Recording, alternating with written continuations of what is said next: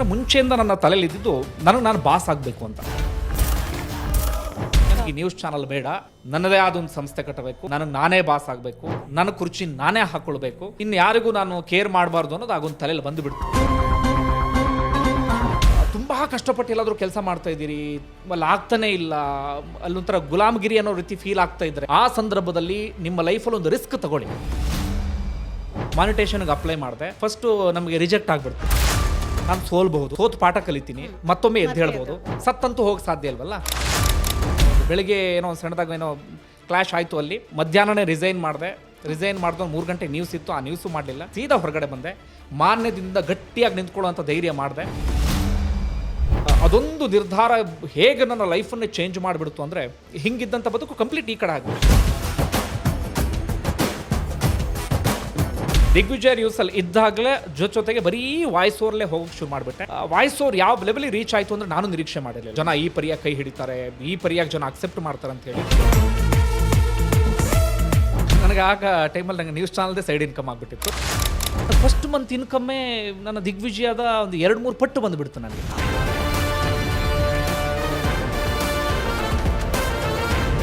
ಬಂಧುಗಳೇ ನಮಸ್ಕಾರ, ಎಲ್ಲರೂ ಹೇಗಿದ್ದೀರಾ? ನಾನು ಸುಬ್ರಹ್ಮಣ್ಯ ಎಸ್ ಹಂಡಿಗೆ. ಈ ಒಂದು ಲೈನನ್ನು, ಈ ಒಂದು ಹೆಸರನ್ನು ಕೋಟ್ಯಾಂತರ ಜನರು ಕೇಳಿದ್ದಾರೆ. ಅದರಲ್ಲೂ ಕೂಡ ಕೇವಲ ಯೂಟ್ಯೂಬ್ ಮೂಲಕನೇ, ಕೇವಲ ತನ್ನ ಧ್ವನಿ ಮೂಲಕನೇ ನಾನು ಆ ಕೋಟ್ಯಾಂತರ ಜನರನ್ನು ರೀಚ್ ಮಾಡಬಹುದು ಅನ್ನೋದನ್ನು ತೋರಿಸ್ಕೊಟ್ಟವರು ನಮ್ಮ ಸುಬ್ರಹ್ಮಣ್ಯ ಎಸ್ ಹಂಡಿಗೆ ಅವರು. ಥರ್ಡ್ ಐ ಚಾನೆಲ್ನ ಮಾಂತ್ರಿಕ ಅಂತಲೇ ಹೇಳ್ಬೋದು. ಇವತ್ತು ನಮ್ಮ ಒಂದು ಶೋಲ್ಲಿದ್ದಾರೆ. ಮೊದಲನೇದಾಗಿ ಅವರನ್ನು ವೆಲ್ಕಮ್ ಮಾಡೋಣ. ಅವರ ಒಂದು ಜರ್ನಿ ಅಂತೂ ಸಖತ್ ಥ್ರಿಲ್ಲಿಂಗ್ ಅಂತಲೇ ಹೇಳ್ಬೋದು. ಯಾಕಂತಂದರೆ ಪ್ರತಿಷ್ಠಿತ ನ್ಯೂಸ್ ಚಾನಲಲ್ಲಿ ಇದ್ದರೂ ಕೂಡ, ಫೇಸ್ ಆಫ್ ಅ ಚಾನಲ್ ಆಗಿದ್ರೂ ಕೂಡ, ಒಂದು ಕಂಪ್ಲೀಟ್ ಆಗಿ ಇಂಡಿವಿಜುವಲ್ ಆಗಿ ನಾನು ಯೂಟ್ಯೂಬನ್ನು ರನ್ ಮಾಡಬಹುದು ಅನ್ನೋದು ತುಂಬ ಒಂದು ಭಯ ಬೀಳಿಸುವಂಥ ವಿಚಾರ ಅಂತಲೇ ಹೇಳ್ಬೋದು. ಆ ಒಂದು ದೃಢ ನಿರ್ಧಾರವನ್ನು ತೆಗೆದುಕೊಂಡು ಈಗ ಇಂಡಿವಿಜುವಲ್ ಆಗಿ ಯೂಟ್ಯೂಬನ್ನು ರನ್ ಮಾಡ್ತಾ ಇದ್ದಾರೆ. ಇದರಿಂದಲೇ ಅವರ ಏನೇನು ಡ್ರೀಮ್ ಇದೆ ಅದೆಲ್ಲವನ್ನು ಕೂಡ ಫುಲ್ಫಿಲ್ ಮಾಡ್ಕೊಂಡು ಬಂದಿದ್ದಾರೆ. ಸೊ ಮೊದಲನೇದಾಗಿ ಅವರನ್ನು ವೆಲ್ಕಮ್ ಮಾಡೋಣ. ಸರ್ ನಮಸ್ತೆ. Thank you so much. ಹೇಗಿದ್ದೀರಾ? ಚೆನ್ನಾಗಿದ್ದೀನಿ ಸರ್. ನಿಮ್ಮ ಒಂದು ಜರ್ನಿ ಬಹುತೇಕ ಜನರಿಗೆ ಇನ್ಸ್ಪಿರೇಷನ್ ಅಂತಲೇ ಹೇಳ್ಬೋದು. ಯಾಕಂತಂದರೆ ಒಂದು ಫೇಸ್ ಆಫ್ ಅ ಚಾನಲ್ ಆಗಿದ್ದಾಗ, ಪ್ರತಿಷ್ಠಿತ ಚಾನಲಲ್ಲಿ ವರ್ಕ್ ಮಾಡ್ತಿದ್ದಾಗ, ಆ್ಯಂಡ್ ಪ್ರೈಮ್ ಟೈಮ್ ನ್ಯೂಸನ್ನು ಕೂಡ ಮಾಡ್ತಾಯಿದ್ರಿ. ಸೊ ಅಲ್ಲಿಂದ ಯೂಟ್ಯೂಬ್ ಒಂದು ಮೇಯ್ನ್ ರೆವೆನ್ಯೂ ಸೋರ್ಸ್ ಆಗಿ ಹೆಂಗೆ ಸರ್, ಅಲ್ಲಿಂದ ಹೆಂಗೆ ಅದು ಬಂಡ ಧೈರ್ಯನ ಹೇಗೆ? ಓಕೆ, ನಾನು ಶುರು ಮಾಡ್ತೀನಿ. ಅದಕ್ಕೂ ಮುನ್ನ ನಿಮ್ಮ ಚಾನಲ್ ಒಳ್ಳೆ ಕೆಲಸ ಮಾಡ್ತಾ ಇದ್ದೀರಿ. ಒಂದಷ್ಟು ಫಾರ್ಮಿಂಗ್ ಬಗ್ಗೆ, ಕೃಷಿಕರನ್ನು ಅವ್ರನ್ನ ಜನರ ಮುಂದೆ ತರೋ ಕೆಲಸ, ಜನರನ್ನ ಇನ್ಸ್ಪೈರ್ ಮಾಡೋ ಕೆಲಸ, ಈ ಕಾಲಘಟ್ಟದಲ್ಲಿ ಆಗಬೇಕಾಗಿದ್ದ ಆ ಕೆಲಸ, ಅದ್ಭುತ ಕೆಲಸ ಮಾಡ್ತಿದ್ದೀರಿ. ಅದು ಜೊತೆಗೆ ಒಂದು ವೇದಿಕೆ ಕೊಟ್ಟಿದ್ದೀರಿ, ಅದಕ್ಕೆ ಮತ್ತೊಮ್ಮೆ ಥ್ಯಾಂಕ್ ಯು. ಈಗ ನನ್ನ ಜರ್ನಿ ವಿಚಾರಕ್ಕೆ ಬರೋದಾದರೆ, ನಾನು ಆರಂಭದಿಂದಲೂ ಕೂಡ ಜರ್ನಲಿಸಮ್ ಅಂದರೆ ಏನೋ ಹಣ ಮಾಡಬೇಕು, ದುಡ್ಡು ಮಾಡಬೇಕು, ಆ ರೀತಿ ಬಂದವನಲ್ಲ. ಭಾಳ ಕನಸುಗಳು ಇಟ್ಕೊಂಡು ಬಂದಂಥವನು. ಯೂನಿವರ್ಸಿಟಿಲಿ ಓದೋ ಸಂದರ್ಭದಲ್ಲೇ ಭಾಳ ಆಸೆಗಳೆಲ್ಲ ಇತ್ತು. ಅಲ್ಲಿದ್ದಂಥ ಪ್ರೊಫೆಸರ್ಗಳು ನಮ್ಮ ತಲೆಯಲ್ಲಿ ಅಂಥದ್ದೆಲ್ಲವನ್ನೂ ಕೂಡ ತುಂಬಿಟ್ಟಿದ್ರು. ಪತ್ರಿಕೋದ್ಯಮ ಅಂದರೆ ಏನು ಅಂತ ನಾವೆಲ್ಲ ಭಾಳ ಕನಸು ಕಟ್ಕೊಂಡು ಬಂದವನು. ಆರಂಭದಿಂದ ಒಂದಷ್ಟು ಚಾನಲ್ಗಳು ಶುರುವಾಯಿತು. ಬೇರೆ ಬೇರೆ ಚಾನಲ್ ಒಂದರಿಂದ ಕೊನೆಯದಾಗಿ ದಿಗ್ವಿಜಯ ನ್ಯೂಸಲ್ಲಿದ್ದೆ. ಅದೀಗ ರಿಪಬ್ಲಿಕ್ ಕನ್ನಡ ಆಗಿದೆ, ನಿಮ್ಗೆ ಗೊತ್ತಿದೆ. ಆ ದಿಗ್ವಿಜಯ ನ್ಯೂಸಲ್ಲಿ ಇದ್ದ ಸಂದರ್ಭದಲ್ಲಿ ನನಗೆ ಫಸ್ಟ್ ಅನ್ಸಿದ್ದೇನಪ್ಪ ಅಂದರೆ, ಮುಂಚೆಯಿಂದ ನನ್ನ ತಲೆಯಲ್ಲಿ ಇದ್ದಿದ್ದು ನಾನು ಬಾಸ್ ಆಗಬೇಕು ಅಂತ. ಬಹಳ ನನಗೆ ಆಸೆ ಇದ್ದಿದ್ದು. ಹಾಗಂದ ಮಾತ್ರಕ್ಕೆ ಎಲ್ಲರೂ ಹಾಗೆ ಹೋಗಿ ಅಂತ ನಾನು ಹೇಳ್ತಾ ಇಲ್ಲ, ಬಟ್ ನನಗಿದ್ದಂಥ ಡ್ರೀಮ್ ಅದು. ನಾನು ಬಾಸ್ ಆಗಬೇಕು, ನಾನು ಏನೋ ಒಂದು ಮಾಡಬೇಕು, ನನ್ನದೇ ಆದಂಥ ಒಂದು ಸಂಸ್ಥೆಯನ್ನು ಕಟ್ಟಬೇಕು ಅಂತ. ಈ ಪ್ರಯೋಗನ ನಾನು ಫಸ್ಟ್ ಟೈಮ್ ಅಲ್ಲ, ಹಿಂದೆ ನಾನು ಯೂನಿವರ್ಸಿಟಿಲಿ ಜರ್ನಲಿಸಮ್ ಮಾಡೋ ಸಂದರ್ಭದಲ್ಲಿ ಒಂದು ಲೋಕಲ್ ಪೇಪರ್ ಮಾಡೋ ಕೊಟ್ಟಿದ್ವಿ, ಅದಾಗಲಿಲ್ಲ, ಬಿಟ್ವಿ. ನ್ಯೂಸ್ ಚಾನಲ್ಗಳಿಗೆ ಬಂದಾಗ ಯಾವುದೋ ಒಂದು ಒಳ್ಳೆ ಚಾನಲ್ ಕೆಲಸ ಮಾಡುವಾಗಲೂ ದಾವಣಗೆರೆಗೆ ಹೋಗಿ ಒಂದು ಲೋಕಲ್ ಚಾನಲ್ ಮಾಡೋಕ್ಕೆ ಪ್ಲಾನ್ ಮಾಡಿ ಒಂದು ಹಂತಕ್ಕೆ ಹೋಗಿ ಅದು ಆಗಲಿಲ್ಲ, ಬಿಟ್ವಿ. ದಿಗ್ವಿಜಯ ನ್ಯೂಸಲ್ಲಿ ಇದ್ದಾಗ ಸದಾಕಾಲ ಅದೇ ಯೋಚನೆ, ಏನೋ ಮಾಡಬೇಕು ಅಂತ ಹೇಳಿ. ಆದರೆ ಯೂಟ್ಯೂಬ್ ಬಗ್ಗೆ ನನಗೊಂದು ಸಣ್ಣ ಐಡಿಯಾನೂ ಇರಲಿಲ್ಲ, ಅಥವಾ ಯೂಟ್ಯೂಬ್ನಲ್ಲಿ ಹೀಗೊಂದು ವೇದಿಕೆ ಇದೆ, ಯೂಟ್ಯೂಬ್ನಲ್ಲಿ ನ್ಯೂಸ್ ಮಾಡ್ಬೋದು, ಅದು ಯಾವುದೂ ಗೊತ್ತಿರಲಿಲ್ಲ. ಯೂಟ್ಯೂಬ್ ಅಂದಾಗ ನಾವೆಲ್ಲ ನೋಡ್ತಾ ಇದ್ದಿದ್ದೇನೋ ಒಂದಷ್ಟು ಏನೋ ಕಾಮಿಡಿ ಅಥವಾ ಸಿನಿಮಾ ಇಂಥದ್ದೆಲ್ಲ ನೋಡ್ತಾ ಇದ್ವಿ. ಅದ್ರ ಆಚೆಗೆ ಯೂಟ್ಯೂಬನ್ನು ಹೇಗೆ ಬಳಸ್ಕೊಳ್ಬಹುದು ಯಾವುದೂ ಇರಲಿಲ್ಲ. ದಿಗ್ವಿಜಯದಲ್ಲಿ ಇದ್ದಾಗ ನನಗೆ ಅನಿಸ್ತಾ ಇದ್ದಿದ್ದು ಬರೀ ಏಕತಾನತೆ. ಬೆಳಗ್ಗೆ ಬರ್ತೀನಿ, ಒಂದು 4 ನ್ಯೂಸ್ ಮಾಡ್ತೀನಿ, ಮನೆಗೆ ಹೋಗು, ಒಂದಷ್ಟು ಯಾರೋ ಸೆಲೆಬ್ರಿಟಿಗಳ ಇಂಟರ್ವ್ಯೂ, ಸಿನಿಮಾ ಹೀರೋಗಳ ಇಂಟರ್ವ್ಯೂ, ಯಾರೋ 4 ರಾಜಕಾರಣಿಗಳ ಇಂಟರ್ವ್ಯೂ. ಬರೀ ಜರ್ನಲಿಸಮ್ ಅಂದರೆ ಒಂದು ರೀತಿಯಲ್ಲಿ ಅಷ್ಟಕ್ಕೆ ಆಗಿಬಿಟ್ಟಿತ್ತು, ಅಷ್ಟಕ್ಕೆ ಒಂದು ರೀತಿಯಲ್ಲಿ ಸೀಮಿತ ಆಗಿಬಿಟ್ಟಿತ್ತು. ಈಗ ಹೊರಗಡೆ ರಿಪೋರ್ಟ್ರು ಹೋದಾಗ ಅವರಿಗೆ ಜರ್ನಲಿಸಮ್ ಕಾಣೋ ರೀತಿ ಬೇರೆ, ಅವರು ಭೇಟಿ ಆಗುವಂಥ ವ್ಯಕ್ತಿತ್ವಗಳು ಬೇರೆ, ವ್ಯಕ್ತಿಗಳು ಬೇರೆ, ಆ ಜರ್ನಲಿಸಮ್ ಬೇರೆ. ನಾವು ಆ್ಯಂಕರ್ ಆಗಿದ್ದ ಸಂದರ್ಭದಲ್ಲಿ ನಮ್ಮ ಈ ಜರ್ನಲಿಸಮ್ ಬೇರೆ. ಬರೀ ಆ ನ್ಯೂಸ್ ಓದು, ಅದ್ರ ಆಚೆಗೆ ಇನ್ನೇನು ಮಾಡೋಕ್ಕೆ ಸಾಧ್ಯ ಆಗ್ತಾ ಇರಲಿಲ್ಲ. ಅದ್ರ ಆಚೆಗೆ ಏನೇನೋ ಕನಸಿತ್ತು ನನಗೆ, ಬಟ್ ಆದರೆ ಏನು ಮಾಡೋಕ್ಕೆ ಸಾಧ್ಯ ಆಗ್ತಿಲ್ಲ. ಒಂದು ಬೌಂಡ್ರಿ ಒಳಗಡೆ ಇದ್ವಿ. ಬಟ್ ಭಾಳ ದುರಂತ ಅಂದರೆ ನಮ್ಮಲ್ಲಿ ತುಂಬ ಜನರಿಗೆ ಏನಾಗ್ಬಿಡುತ್ತೆ ಅಂದರೆ, ಆ ಏಕತಾನತೆಯಲ್ಲಿ ಇದ್ದಾಗ ಯಾರೋ ಸೆಲೆಬ್ರಿಟಿಗಳನ್ನ ಇಂಟರ್ವ್ಯೂ ಮಾಡೋ ಜರ್ನಲಿಸಮು ಅಥವಾ ರಾಜಕಾರಣಿಗಳನ್ನ ಇಂಟರ್ವ್ಯೂ ಮಾಡೋ ಜರ್ನಲಿಸಮು ಅಂಥದ್ದು ಆಗಿ ಹೋಗ್ಬಿಡುತ್ತೆ. ಹೌದು, ಅದು ಮಾಡಬಾರ್ದು ಅಂತ ಹೇಳ್ತಿಲ್ಲ, ಅದು ಒಂದು ಪಾರ್ಟ್. ಅದನ್ನ ಯಾಕಂದ್ರೆ ಜನಕ್ಕೊಂದು ಸ್ಫೂರ್ತಿ ತುಂಬೋದು ಅಂಥದ್ದೆಲ್ಲ ಕೆಲಸ. ಅದ್ರ ಆಚೆಗೆ ಏನಾದರೂ ಮಾಡಬೇಕು ಅಂತ ನನಗೆ ಅನಿಸ್ತಾ ಇತ್ತು, ಏಕತಾನತೆಯಿಂದ ಹೊರಗಡೆ ಬರಬೇಕು ಅಂತ. ಈ ವೇದಿಕೆ ಸೃಷ್ಟಿ ಮಾಡ್ಕೊಳ್ಳೋದು ಹಿಂಗೆ. ಈಗ ಯಾವುದೋ ಒಂದು ಸ್ಯಾಟಲೈಟ್ ಚಾನಲ್ ನಮಗೆ ಮಾಡುವಂಥ ಶಕ್ತಿ ಇಲ್ಲ, ಹಣ ಬಲನೂ ಇಲ್ಲ, ಯಾವ ಬಲನೂ ಕೂಡ ಇಲ್ಲ. ಆಗ ಇದ್ದ ಒಂದು ಯೋಚನೆ ಅಂದರೆ ಯೂಟ್ಯೂಬ್. ಒಂದಷ್ಟು ಜನ ಐಡಿಯಾ ಕೊಡ್ತಾರೆ ಆಗ ಯೂಟ್ಯೂಬ್ ಬಗ್ಗೆ. ನೋಡು, ಯೂಟ್ಯೂಬ್ ಮಾಡ್ಬೋದು, ಯೂಟ್ಯೂಬ್ ಒಂದು ಒಳ್ಳೆ ವೇದಿಕೆ ಆಗುತ್ತೆ ಅನ್ನೋ ರೀತಿಲಿ. ಆಗ ನಾನು ದಿಗ್ವಿಜಯದಲ್ಲಿ ಇದ್ದಾಗಲೇ ಏನು ಶುರು ಮಾಡಿಕೊಂಡೆ, ಸುಮ್ಮನೆ ತಮಾಷೆಗೆ ಅಂತ ಶುರು ಮಾಡಿಕೊಂಡೆ. ಫಸ್ಟ್ ಹಾಕಿದ್ದು ಕಂಟೆಂಟ್ ಅಂದರೆ ಈ ಕೃಷಿ ಕಾಯ್ದೆಗೆ ಸಂಬಂಧಪಟ್ಟ ಹಾಗೆ ಜನಕ್ಕೆ ಹಾಕದೆ ನಿಧಾನಕ್ಕೆ ರೀಚ್ ಆಗೋದಕ್ಕೆ ಶುರುವಾಯಿತು. ಆಗ ಅನ್ಸಕ್ಕೆ ಶುರುವಾಯಿತು ಏನೋ ವ್ಯೂಸ್ ಬರ್ತಾ ಇದೆಯಲ್ಲ ಅಂತ. ಅದಾದ ಬಳಿಕ ತೀರಾ ಸೀರಿಯಸ್ ಆಗಿ ತಗೊಳ್ಳಿಲ್ಲ. ನನಗೆ ಈ ನ್ಯೂಸ್ ಆಚೆಗೆ ಇನ್ನೇನಾದರೂ ಮಾಡಬೇಕಲ್ಲ ಅನ್ನೋ ಒಂದೇ ಒಂದು ಕಾರಣಕ್ಕೆ, ಅಥವಾ ಏಕತಾನತೆಯುತ ಅಥವಾ ಈ ಬೋರಿಂಗ್ ಲೈಫ್ ಇದೆಯಲ್ಲ ಅದರಿಂದ ಆಚೆಗೆ ಬರಬೇಕು ಅನ್ನೋ ಕಾರಣಕ್ಕೆ ಟೈಮ್ ಇದ್ದಾಗ ಫಸ್ಟ್ ಶಿಫ್ಟೋ ಸೆಕೆಂಡ್ ಶಿಫ್ಟೋ ಇದ್ದ ಸಂದರ್ಭದಲ್ಲಿ ಬೇರೆ ಬೇರೆ ಒಂದಷ್ಟು ಕಂಟೆಂಟ್ಗಳನ್ನು ಹಾಕೊಂಡು ಹೋಗ್ತಾ ಇದ್ದೆ. ಸಿನಿಮಾಗೆ ಸಂಬಂಧಪಟ್ಟ ಹಾಗೆ ಅಥವಾ ಯಾರೋ ಸೆಲೆಬ್ರಿಟಿಗಳಿಗೆ ಸಂಬಂಧಪಟ್ಟ ಹಾಗೆ, ಗೊತ್ತಿಲ್ಲ ಏನು ಮಾಡಬೇಕು ಅಂತ. ಬಟ್ ಅವಾಗ ನಿಮ್ಗೆ ಎಡಿಟಿಂಗ್ ಎಲ್ಲ ಬರ್ತಾ ಇತ್ತಾ? ಇಲ್ಲ, ಅವೆಲ್ಲ ಕಲ್ತಿದ್ದೆ ನಾನು. ಅವಾಗ ಒಂದು ಸಣ್ಣ ಒಂದು ಆ್ಯಪಲ್ಲಿ ಕೈನ್ ಮಾಸ್ಟರ್ ಅಂತ ಒಂದು ಆ್ಯಪು, ಅದರಲ್ಲಿ ಯಾರೋ ಹೇಳಿದ್ರು ಅದರಲ್ಲಿ ಎಡಿಟ್ ಮಾಡ್ಬೋದು ಅಂತ ಹೇಳಿದ್ರು. ಆಮೇಲೆ ಅದರಲ್ಲೇ ಸಣ್ಣದಾಗಿ ಗ್ರಾಫಿಕ್ಸ್ ಮಾಡ್ಬೋದು ಅಂತ ಹೇಳಿದ್ರು. ಅದರಲ್ಲಿ ಯಾರೋ ತಮ್ನೇಲ್ ಮಾಡ್ಬೋದು ಅಂತ ಹೇಳಿದ್ರು. ನನಗೆ ಅದ್ರಲ್ಲಿ ಹಣ ಬರುತ್ತೆ, ದುಡ್ಡು ಮಾಡ್ಬೋದು ಅಂತ ಒಂದು ಸಣ್ಣ ಐಡಿಯಾನೂ ಇರಲಿಲ್ಲ. ನನಗಿದ್ದೇನು ಈ ಬೋರಿಂಗ್ ಲೈಫಿಂದ ಆಚೆಗೆ ಬರಬೇಕು, ಅದರ ಆಚೆಗೆ ಜನರಿಗೆ ಏನಾದರೂ ಒಂದು ಕಂಟೆಂಟ್ ಕೊಡಬೇಕು ಅಂತ. ನನಗೆ ಗೊತ್ತಿಲ್ಲ ಜನಕ್ಕೆ ಹಿಂಗೆ ರೀಚ್ ಆಗುತ್ತೆ, ಇದರಲ್ಲೂ ಹಣ ಬರುತ್ತೆ, ಇದು ಯಾವುದು ಗೊತ್ತಿಲ್ಲ. ಹೀಗೆ ಮಾಡ್ತಾ ಹೋಗ್ತಾ ಇದ್ದೆ, ಒಂದಷ್ಟು ಈ ಬೇರೆ ಬೇರೆ ಕಂಟೆಂಟ್ಗಳನ್ನು ಹಾಕ್ತಾ ಹೋಗ್ತಾ ಇದ್ದೆ. ಬರ್ತಾ ಬರ್ತಾ ಬರ್ತಾ ಈ ವಾಯ್ಸಿಗೆ ರೀಚ್ ಆಗೋದಕ್ಕೆ ಶುರು ಆಗ್ಬಿಡ್ತು. ತುಂಬ ಜನರ ಕಮೆಂಟ್ಸ್ ಹೇಗಿರ್ತಿತ್ತು ಅಂದರೆ, ನಾವು ಈ ಥರ ವಾಯ್ಸ್ ಕೇಳಿರಲಿಲ್ಲ, ಏನೋ ಡಿಫ್ರೆಂಟ್ ವಾಯ್ಸ್ ಅಂತ ಅನಿಸ್ತಾ ಇದೆ, ನರೇಷನ್ ಸ್ಟೈಲ್ ಚೆನ್ನಾಗಿದೆ ಅಂತ. ನನಗೊಂದೊಂದು ರೀತಿಯಲ್ಲಿ ಉತ್ಸಾಹ ಸ್ಫೂರ್ತಿ ತುಂಬಕ್ಕೆ ಶುರುವಾಯಿತು. ಎಲ್ಲೂ ಕೂಡ ಹಣ ಮಾಡಬೇಕು ಅಂತ ಸಣ್ಣ ಯೋಚನೆನೂ ಕೂಡ ಇರಲಿಲ್ಲ. ಅದನ್ನ ಹಂಗೇ ಮಾಡ್ಕೊಂಡು ಹೋಗ್ತಾ ಇದ್ದೆ, ಬರೀ ವಾಯ್ಸಲ್ಲೇ ಹೋಗ್ತಾ ಇತ್ತು. ಬರ್ತಾ ಬರ್ತಾ ನೋಡ್ತೀನಿ ಅದು 1,00,000 ವ್ಯೂಸ್ ಆಯಿತು, 1 ಮಿಲಿಯನ್ ವ್ಯೂಸ್ ಆಯಿತು, ಸಬ್ಸ್ಕ್ರೈಬರ್ಸ್ಗಳು ರೈಸ್ ಆಗೋದಕ್ಕೆ ಶುರುವಾಗ್ಬಿಟ್ರು. ಆಮೇಲೆ ಯಾರೋ ಹೇಳಿದ್ರು ಮಾನಿಟೈಸೇಷನ್ ಅಂತ ಇರುತ್ತೆ, ಅದನ್ನು ಆನ್ ಮಾಡಿಕೊಂಡ್ರೆ ದುಡ್ಡು ಬರೋದಕ್ಕೆ ಶುರುವಾಗುತ್ತೆ, ನಿಮ್ಮ ಚಾನಲ್ ಗಟ್ಟಿಯಾಗಿ ನಿಲ್ಲುತ್ತೆ, ಅಥವಾ ಒಂದು ಅಫಿಷಿಯಲ್ ಚಾನಲ್ ಅಂತ ಅನ್ಸ್ಕೊಳ್ಳುತ್ತೆ ಅಂತ. ಮಾನಿಟೈಸೇಷನ್ಗೆ ಅಪ್ಲೈ ಮಾಡಿದೆ. ಫಸ್ಟು ನಮಗೆ ರಿಜೆಕ್ಟ್ ಆಗಿಬಿಡ್ತು. ಯಾಕಂದ್ರೆ ಗೊತ್ತಿಲ್ಲ ಅದು ಹೇಗೆ ಇದು ಮಾಡಬೇಕಿತ್ತು ಅಂತೇಳಿ. ರಿಯೂಸ್ಡ್ ಕಂಟೆಂಟ್ ಅಂತನೋ ಯಾವ ಕಾರಣಕ್ಕಾಗಿಯೋ ನಾನು ಮುಂದೆ ಹೇಳ್ತಾ ಹೋಗ್ತೀನಿ, ಅದು ಒಂದು ಚೆನ್ನಾಗಿ ಮಾಡೋರಿಗೆ ಅದು ಹೇಗೆ ಇದು ಮಾಡಬೇಕಂತೇಳಿ.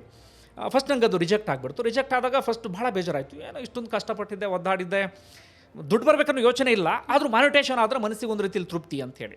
ಆಮೇಲೆ ಸ್ವಲ್ಪ ಸೀರಿಯಸ್ ಆಗಿ ತಗೊಂಡೆ, ಇದನ್ನೇನೋ ಮಾಡಬೇಕು ಅನ್ನೋ ಸೀರಿಯಸ್ ಆಗಿ ತಗೊಂಡೆ. ಆಗ ನನ್ನ ಹೆಂಡತಿ, ಆಗಿನೂ ಹೆಂಡತಿ ಆಗಿರಲಿಲ್ಲ, ಆಗ ಆಕೆ ನನಗೆ ಸ್ನೇಹ ಅಂಥದ್ದೆಲ್ಲವೂ ಕೂಡ ಇತ್ತು. ಆಗ ಅವಳು ಒಂದಷ್ಟು ಸಲಹೆ ಕೊಡೋಕ್ಕೆ ಶುರು ಮಾಡಿದ್ಲು, ಇಲ್ಲ ಇದರಲ್ಲಿ ಏನೋ ಆಗುತ್ತೆ, ನೀನು ಸ್ವಲ್ಪ ಸೀರಿಯಸ್ ಆಗಿ ತಗೋ ಅಂತೇಳಿ. ನಾನು ತುಂಬ ಸೀರಿಯಸ್ ಆಗಿ ತೊಗೊಂಡು ಮಾಡೋಕ್ಕೆ ಶುರು ಮಾಡಿಕೊಂಡೆ. ಬರ್ತಾ ಬರ್ತಾ ಬರ್ತಾ ಬರ್ತಾ ಇನ್ನೊಂದು 3 ತಿಂಗಳಿಗೆ ಮಾನಿಟೇಷನ್ ಅಪ್ಲೈ ಮಾಡಿಬಿಟ್ಟೆ. ಅದು ಅಕ್ಸೆಪ್ಟ್ ಆಗಿಬಿಡ್ತು. ಆದಮೇಲೆ ನನಗನ್ನಿಸ್ತು ಇದರಲ್ಲಿ ಏನೋ ಮಾಡಬಹುದು ಅಂತ. ದಿಗ್ವಿಜಯ ನ್ಯೂಸಲ್ಲಿ ಇದ್ದಾಗಲೇ ಜೊತೆಗೆ ಬರೀ ವಾಯ್ಸ್ ಓವರ್ಲೇ ಹೋಗೋಕೆ ಶುರು ಮಾಡಿಬಿಟ್ಟೆ. ವಾಯ್ಸ್ ಓವರ್ ಯಾವ ಲೆವೆಲಿಗೆ ರೀಚ್ ಆಯಿತು ಅಂದರೆ ನಾನು ನಿರೀಕ್ಷೆ ಮಾಡಿರಲಿಲ್ಲ. ಜನ ಈ ಪರಿಯಾಗಿ ಕೈ ಹಿಡಿತಾರೆ, ಈ ಪರಿಯಾಗಿ ಜನ ಅಕ್ಸೆಪ್ಟ್ ಮಾಡ್ತಾರೆ ಅಂತ ಹೇಳಿ ಭಾಳ ಅದ್ಭುತವಾಗಿ ಜನಕ್ಕೆ ಎಷ್ಟು ಧನ್ಯವಾದ ಹೇಳಿದ್ರು ಸಾಲದು. ಆ ಟೈಮಲ್ಲಿ ಏನೇನು ಕಂಟೆಂಟ್ಗಳನ್ನು ಕೊಡ್ತೀನಿ ಎಲ್ಲವನ್ನೂ ಕೂಡ ಜನ ಅಕ್ಸೆಪ್ಟ್ ಮಾಡೋದಕ್ಕೆ ಶುರು ಮಾಡಿಕೊಂಡ್ರು. ಸಬ್ಸ್ಕ್ರೈಬರ್ಸ್ ಜಾಸ್ತಿ ಆಗೋದಕ್ಕೆ ಶುರುವಾದರು, ವ್ಯೂಸ್ ಜಾಸ್ತಿ ಆಗೋದಕ್ಕೆ ಶುರುವಾದರು. ಒಂದು ಒಳ್ಳೆ ಹಂತಕ್ಕೆ ಚಾನಲ್ ಹೋಗೋದಕ್ಕೆ ಶುರುವಾಯಿತು. ನನಗಾಗ ಒಂದಷ್ಟು ಧೈರ್ಯ ಬರೋದಕ್ಕೆ ಶುರುವಾಯಿತು, ಇದರಲ್ಲಿ ಏನೋ ಮಾಡಬಹುದು ಅಂತ. ಅಂದರೆ ಈ ನ್ಯೂಸ್ ಚಾನಲ್ ಇತ್ತಲ್ಲ, ಏನೋ ಒಂದು ಜರ್ನಲಿಸಮ್ ಅನ್ನೋದು ರೀತಿಯಲ್ಲಿ ಇತ್ತಲ್ಲ, ಅದರ ಆಚೆಗೆ ಇನ್ನೇನೋ ಜರ್ನಲಿಸಮ್ ಮಾಡ್ಬೋದು, ಈ ಏಕತಾನತೆಯಿಂದ ನಾನು ಹೊರಗಡೆ ಬರ್ಬೋದು, ಇನ್ನೇನೋ ಮಾಡಬಹುದು ಅನ್ನೋದಕ್ಕೆ ನಂಗೆ ಅದಕ್ಕೆ ಶುರುವಾಯಿತು. ಆಗೊಂದು ಧೈರ್ಯ ಬಂತು, ನನಗೆ ಈ ನ್ಯೂಸ್ ಚಾನಲ್ ಬೇಡ, ನನ್ನದೇ ಆದ ಒಂದು ಸಂಸ್ಥೆ ಕಟ್ಟಬೇಕು, ನನಗೆ ನಾನೇ ಬಾಸ್ ಆಗಬೇಕು, ನನ್ನ ಕುರ್ಚಿ ನಾನೇ ಹಾಕೊಳ್ಬೇಕು, ಇನ್ನು ಯಾರಿಗೂ ನಾನು ಕೇರ್ ಮಾಡಬಾರ್ದು ಅನ್ನೋದು ಆಗೊಂದು ತಲೆಯಲ್ಲಿ ಬಂದುಬಿಡ್ತು. ಮುಂದೆ ಏನಾದರೂ ಆಗಲಿ ಎಲ್ಲವನ್ನೂ ಕೂಡ ನಾನು ಅಕ್ಸೆಪ್ಟ್ ಮಾಡೋದಕ್ಕೆ ರೆಡಿ ಇದ್ದೀನಿ, ಏನಾದರೂ ನಾನು ಫೇಸ್ ಮಾಡೋದಕ್ಕೆ ರೆಡಿ ಇದ್ದೀನಿ ಅಂತೇಳಿ. ಜೊತೆಗೆ ನಾನು ತುಂಬ ಜನರಿಗೆ ಹೇಳೋದೇ, ತುಂಬ ಕಷ್ಟಪಟ್ಟು ಎಲ್ಲಾದರೂ ಕೆಲಸ ಮಾಡ್ತಾ ಇದ್ದೀರಿ, ಅಲ್ಲಿ ಆಗ್ತಾನೇ ಇಲ್ಲ, ಅಲ್ಲೊಂಥರ ಗುಲಾಮಗಿರಿ ಅನ್ನೋ ರೀತಿ ಫೀಲ್ ಆಗ್ತಾ ಇದ್ದರೆ, ಎಲ್ರಿಗೂ ಆಗ್ತಿರಲ್ಲ. ಒಂದಷ್ಟು ಕಂಪನಿಗಳ ಅಟ್ಮಾಸ್ಫಿಯರು ಅಥವಾ ಅಲ್ಲಿ ವಾತಾವರಣ ಅದ್ಭುತವಾಗಿರುತ್ತೆ, ಆದರೆ ಒಂದಷ್ಟು ಜನರಿಗೆ ಆ ರೀತಿಯಾಗಿ ಒತ್ತಡ ಅಂಥದ್ದೆಲ್ಲವೂ ಕೂಡ ಕ್ರಿಯೇಟ್ ಆಗ್ತಾ ಇರುತ್ತೆ. ಆ ಸಂದರ್ಭದಲ್ಲಿ ನಿಮ್ಮ ಲೈಫಲ್ಲಿ ಒಂದು ರಿಸ್ಕ್ ತಗೊಳ್ಳಿ. ನಾನು ಯೂಟ್ಯೂಬೇ ಮಾಡೋದಂತ ಹೇಳ್ತಾ ಇಲ್ಲ, ಏನೋ ಒಂದು ಬಿಸ್ನೆಸ್ಸು ಅಥವಾ ಇನ್ನೇನೋ ಮಾಡೋದು, ಅಥವಾ ನಮ್ಮೊಳಗೊಂದು ಶಕ್ತಿ ಇರುತ್ತೆ, ಆ ಶಕ್ತಿ ನಾವೇ ಗುರುತಿಸ್ಕೊಳ್ಬೇಕು, ಅಥವಾ ಆ ಶಕ್ತಿ ಏನು ಅಂತ ಹೊರಗಡೆ ಬರಬೇಕು ಅಂದರೆ ನಾವೊಂದು ಆ ರಿಸ್ಕನ್ನು ತಗೊಳ್ಳೇಬೇಕು. ಯಾವ ವಯಸ್ಸು, ಒಂದು 28ರಿಂದ ಈ 36-37 ನಡುವಿನ ವಯಸ್ಸಿರುತ್ತಲ್ಲ, ರಿಸ್ಕ್ ತಗೊಳ್ಬೇಕು. ಏನು ಹಬ್ಬಬ್ಬ ಅಂದರೆ ಏನಾಗ್ಬೋದು, ನಾನು ಸೋತು ಪಾಠ ಕಲಿತೀನಿ, ಮತ್ತೊಮ್ಮೆ ಎದ್ದು ಹೇಳ್ಬೋದು, ಸತ್ತಂತೂ ಹೋಗಿ ಸಾಧ್ಯ ಇಲ್ವಲ್ಲ. ಹೀಗಾಗಿ ಅದರಿಂದ ಪಾಠ ಕಲಿಯೋದಕ್ಕೆಲ್ಲ ಅವಕಾಶ ಇರುತ್ತೆ.